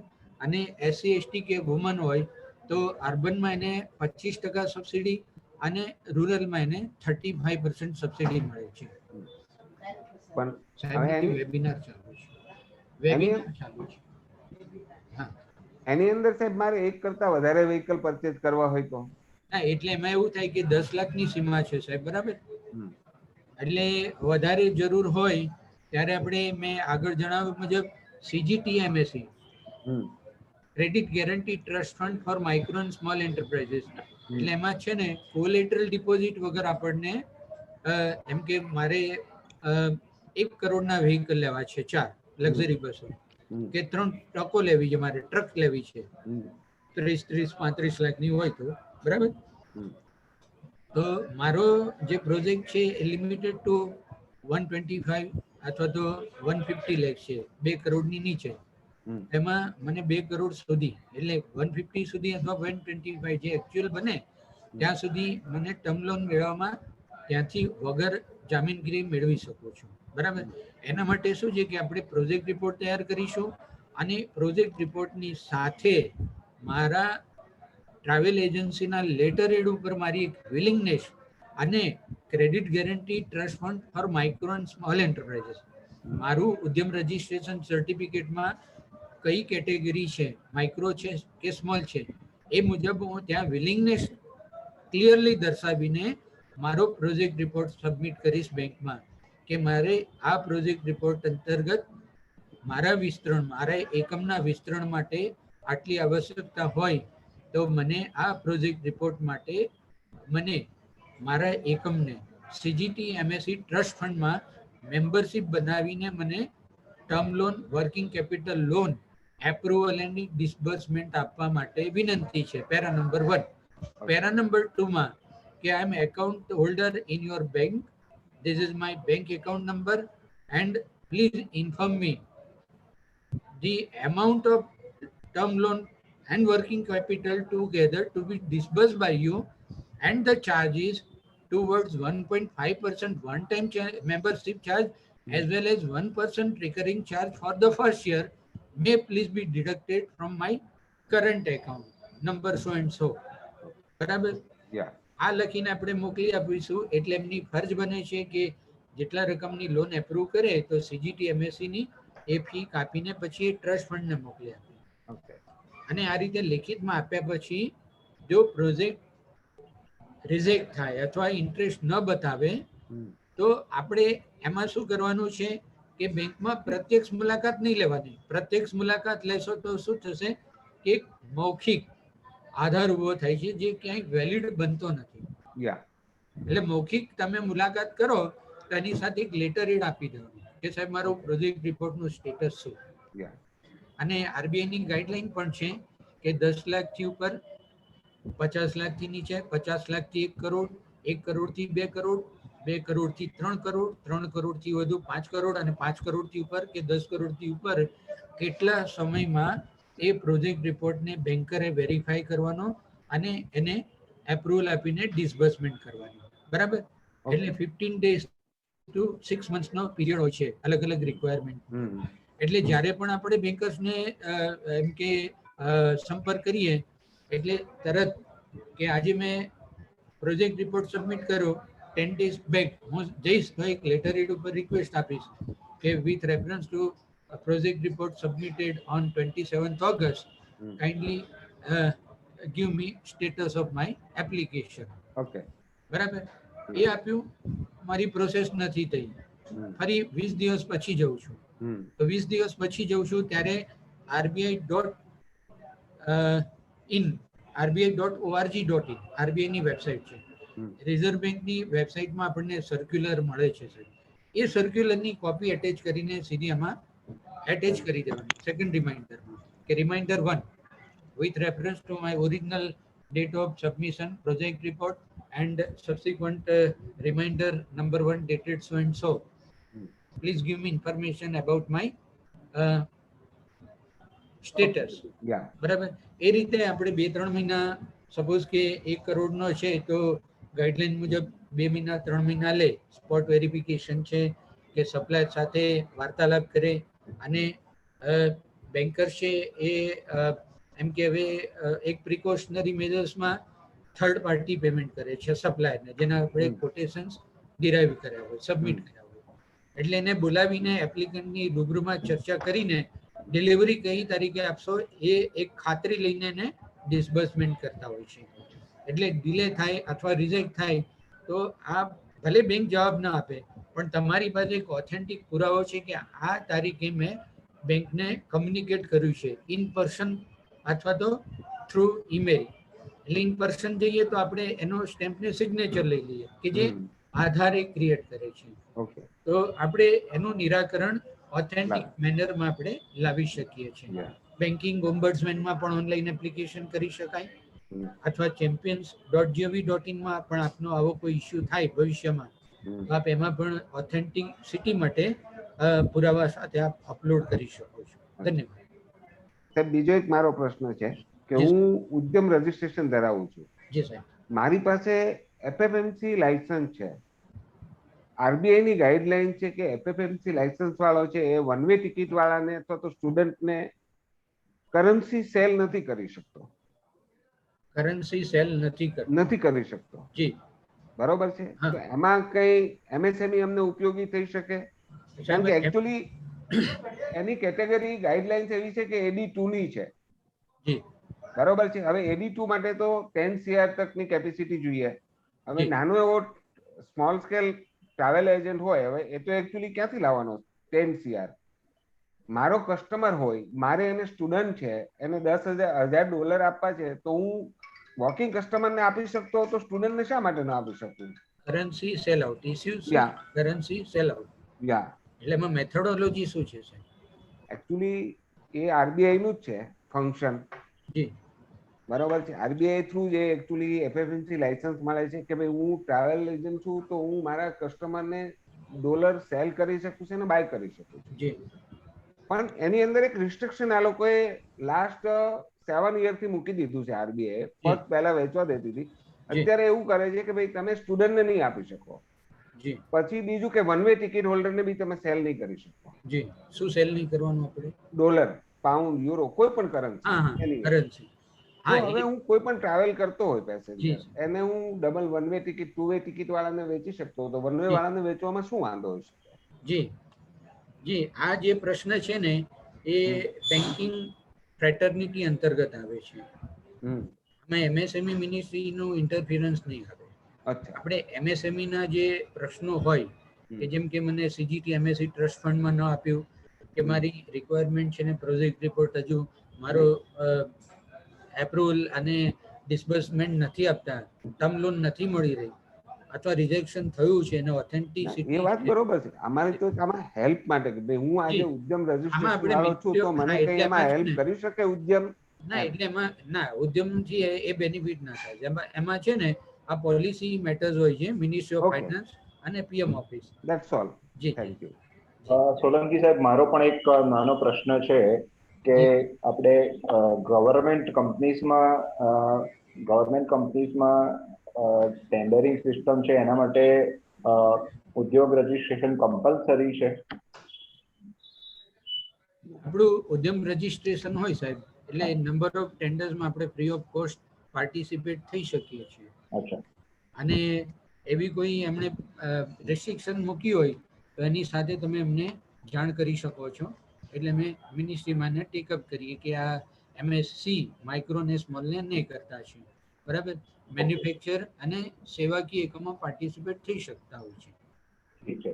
અને બીજું સાહેબ, બીજી એક રિક્વેસ્ટ હતી કે આપણે તમે જે પ્રેઝન્ટેશન અત્યારે અમને આપ્યું છે અમારા મેમ્બર્સને, એ અમને ફોરવર્ડ કરી શકાશે તો અમે બધા વધારે એજન્ટ્સને અમે ફોરવર્ડ કરી શકીએ અને જેનાથી જે પણ લોકો અત્યારે વર્ચ્યુઅલી ઓનલાઈન જોઈન નથી થઈ શક્યા એ લોકોને પણ એનો લાભ મળી શકે. જી સાહેબ, મોકલી આપીશું, વાંધો નહીં. પણ આ છે ને એક ફોર નોલેજ હોય છે. આમ તો બન્યું છે અમારી ગાઈડલાઈન મુજબ જ મેં બનાવ્યું છે. એટલે શું છે કે હું એક ડિસ્ક્લેમર મૂકી દઈશ કે આમાં એ for authenticity or complete guidance please check on the website. Please your guidelines on website. ચોક્કસ મોકલી આપીશું સાહેબ. શ્યોર. કોઈ અન્ય કોઈ મેમ્બર્સને કોઈ પ્રશ્ન? महबूब, आपका कोई क्वेश्चंस? मेरा कोई क्वेश्चन नहीं है. Thank you. वीरेंद्र मारो गुजराती आप गुजराती છો? महबूब સોલંકી સાહેબ વીરેન્દ્ર સાહેબ આજે પહેલી વાર લગભગ 1-1.5 વર્ષ ગુજરાતીમાં બોલ્યો છું, બાકી હિન્દી ઇંગ્લિશમાં સેન્ટ્રલ ગવર્મેન્ટ એટલે ટૂંકમાં આપણે ગુજરાતી હોવાનું ગૌરવ અનુભવીએ છીએ અને એટલા જ માટે આપની વિનંતી અને અમારા બધાનો એક પ્રયાસ એવો પણ રહ્યો છે કે ગુજરાતના લોકોને ગુજરાતી ટચ પણ મળી રહે અને આપણી માતૃભાષાને પણ માન મળી રહે એવો પણ ટાઈ તરફથી એક ઓનેસ્ટ એફર્ટ કરવામાં આવી રહ્યો છે. જી સાહેબ, એ તો ખરું જ છે, પણ એક એમ કે એક મારું નસીબ છે કે સ્ટેક હોલ્ડર્સનો ભાગ બન્યો છું, બરાબર, સરકારી. તો અહીંયાથી હું એટલું કહીશ કે આપણે ક્યાં સુધી એમ કે એક લેવલ અપગ્રેડ કરવું છે, તો જેમ કે તમે ટ્રાવેલમાં છો તો તમે રશિયન કે ફ્રેન્ચ આસાનીથી શીખી શકો, સંપર્કમાં આવી જાય. રાઈટ. એટલે ભાષા છે ને, જેટલું સંપર્ક અને જેટલું સાંભળવામાં વધારે આવે એટલું સરળ હોય છે. પણ એક ગુજરાતી તરીકે દરેક સેક્ટરમાંથી એમ જ કહેવામાં આવે છે કે ગુજરાતીમાં બોલો તો વધારે સારું. પણ એટલે આપણે હવે સોલંકી સાહેબ એક સવાલ હતો. વિરેન્દ્રભાઈ ઓડિબલ છું? હા, પ્લીઝ ઉન્મેશભાઈ, પ્લીઝ ગો હેડ. તમારો જો કેમેરો ઓન કરો તો વધારે સારું. ના, મારા કેમેરા નથી, આ લેપટોપ થી કર્યું છે ને. હા, નો પ્રોબ્લેમ. સોલંકી સાહેબ, મારું રજીસ્ટ્રેશન છે ઉદ્યોગ આધારમાં. જી સાહેબ. અને એમાં મેજર સર્વિસમાં આપણે સર્વિસ લખાવેલી છે, સર્વિસ ઇન્ડસ્ટ્રીઝ. જી સાહેબ. હવે હું સાથે ટ્રેડિંગ હું ચાલુ કરી રહ્યો છું. જી. તો મારે આમાં MSME માં એમેન્ડમેન્ટ કરાવવું પડશે? એટલે હવે ઉદ્યોગ આધારમાંથી આપણે ઉદ્યમ રજીસ્ટ્રેશનમાં અપડેટ કરવાનું રહેશે. સર્વિસ એડ કરવી છે આપણે એક. હા, એટલે એમાં તમે ઉદ્યોગ, હા, એટલે મેં જે બતાવ્યું ને આપને આગળ, મારી સ્લાઇડ હમણાં બંધ કરી કે, એટલે એમાં પેલું પાર્ટ બતાવ્યું હતું ને, આપને મોકલી આપીશું. કોઈ વાંધો નહીં, આપણે તમારું જ્યારે તમે સાહેબ પીપીટી મોકલશો ત્યારે હું શેર કરીશ એમને. જી, ચોક્કસ, બરાબર. એટલે એમાં અપડેટ ઉદ્યમ રજિસ્ટર, એટલે નીચે લખ્યું છે કે જે ઓલરેડી જેની પાસે ઉદ્યોગ આધાર મેમોરેન્ડમ છે, પ્લીઝ ક્લિક હિયર. બરાબર છે. અને એમાં આપણો ઉદ્યોગ આધાર મેમોરેન્ડમ નાખીશું અને આપણો મોબાઈલ નંબર કે જે આધાર નંબર માંગ્યો એ આપીશું. બરાબર. અને ઓટીપી લઈશું આપણે મોબાઈલમાં. બરાબર. એટલે મોબાઈલમાં ઓટીપી આવે, ઓટીપી એમાં આપણે જેવો એન્ટર કરીશું એટલે ઉદ્યોગ આધાર મેમોરેન્ડમ નો જે ડેટા છે ને, એ ઉદ્યમ રજીસ્ટ્રેશનના પેજમાં દેખાશે. બરાબર. એટલે ત્યાં આપણે હવે એમાં એઝ મેની એઝ એન્ટરપ્રાઇઝીસ જેટલી ફેસિલિટી આપી હોય એટલા એન્ટરપ્રાઇઝીસ એમાં એડ કરી શકીશું. બરાબર. બરાબર છે. અને એક વસ્તુ છે કે હવે MSMEs ની એકાઉન્ટેબિલિટીને એક નીતિગત નિર્ણય હેઠળ એમ કે એકાઉન્ટેબિલિટી આવે અને ડિસ્ક્લોઝર થાય. સ્કેલ ઓફ ઓપરેશન છે, સ્કેલ ઓફ પ્રોફિટ છે કે લોસ છે, તેના માટે આપણે ભારત સરકાર દ્વારા યુઆરસીમાં one PAN card one enterprise નિયંત્રિત કરવામાં આવ્યું છે. એટલે પહેલા એવું કહેવાતું હતું ક્લબિંગ ઓફ ઇન્વેસ્ટમેન્ટ અને ડી ક્લબિંગ ઓફ ઇન્વેસ્ટમેન્ટ. બરાબર. એટલે ડી ક્લબિંગ જે હતું ત્યાં નંબર ઓફ એન્ટરપ્રાઇઝીસ નું લોકો ઉદ્યોગ આધાર મેમોરેન્ડમ લઈ શકતા હતા. એટલે એમાં એવું થતું હતું એકાઉન્ટેબિલિટી ખ્યાલ નહોતી આવતી. બરાબર. અને અમે એક સરકારી તંત્ર વિભાગ તરીકે એટલી અપેક્ષા રાખીએ કે કોઈએ માઇક્રોથી, જેમ કે અહીંયા આપણે વાત કરીએ ને, બે જ્વલંત ઉદાહરણ આપણે લઈએ તો કરશનભાઈ પટેલ સાહેબ 1985માં MSME માં આવ્યા હતા અને માત્ર ઘેરે સાબુ બનાવવાની અમારા ત્યાંથી પ્રોજેક્ટ રિપોર્ટ લઈને ગયા હતા. બરાબર છે. અને આટલા વર્ષોમાં આટલી બધી મોટી ક્રાંતિ કરી સાહેબ. તો એક એમ કે દ્રષ્ટાંત છે. તો why should we restrict our motto to separate micro, small or medium enterprises? Right. We should club into our efforts and grow as a major enterprise, large industry. Right, sir. એટલે એમાં જેટલા એન્ટરપ્રાઇઝ નું આમાં આપણે facilitate કર્યું હોય એટલે one PAN card number અને વન એન્ટરપ્રાઇઝ. બરાબર. બરાબર છે. એટલે આપ એમાં જઈ શકશો ને, આપને નવીનીકરણ કરાવી લો. ઉદ્યોગ આધાર મેમોરેન્ડમ વેલિડ છે જો. બરાબર.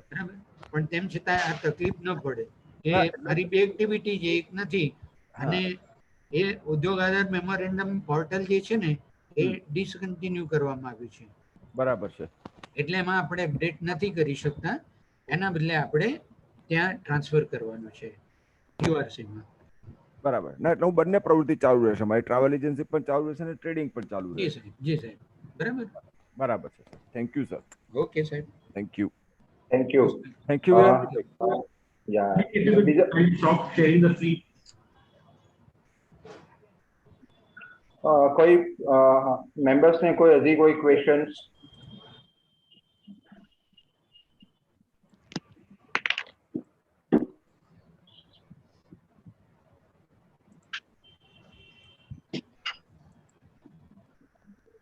नहीं, ऊपर सर टॉप पे जाके stop sharing.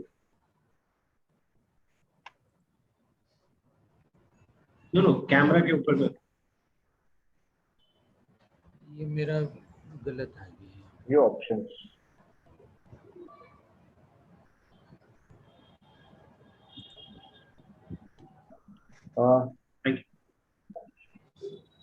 Any other question from any members? कोई प्रश्न?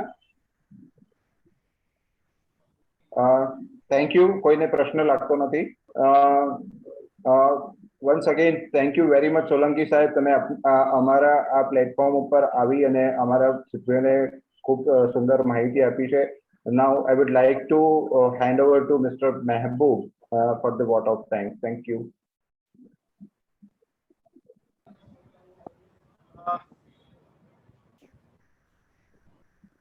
Good evening, everyone. Am I audible? Yes, absolutely. सबका हार्दिक धन्यवाद.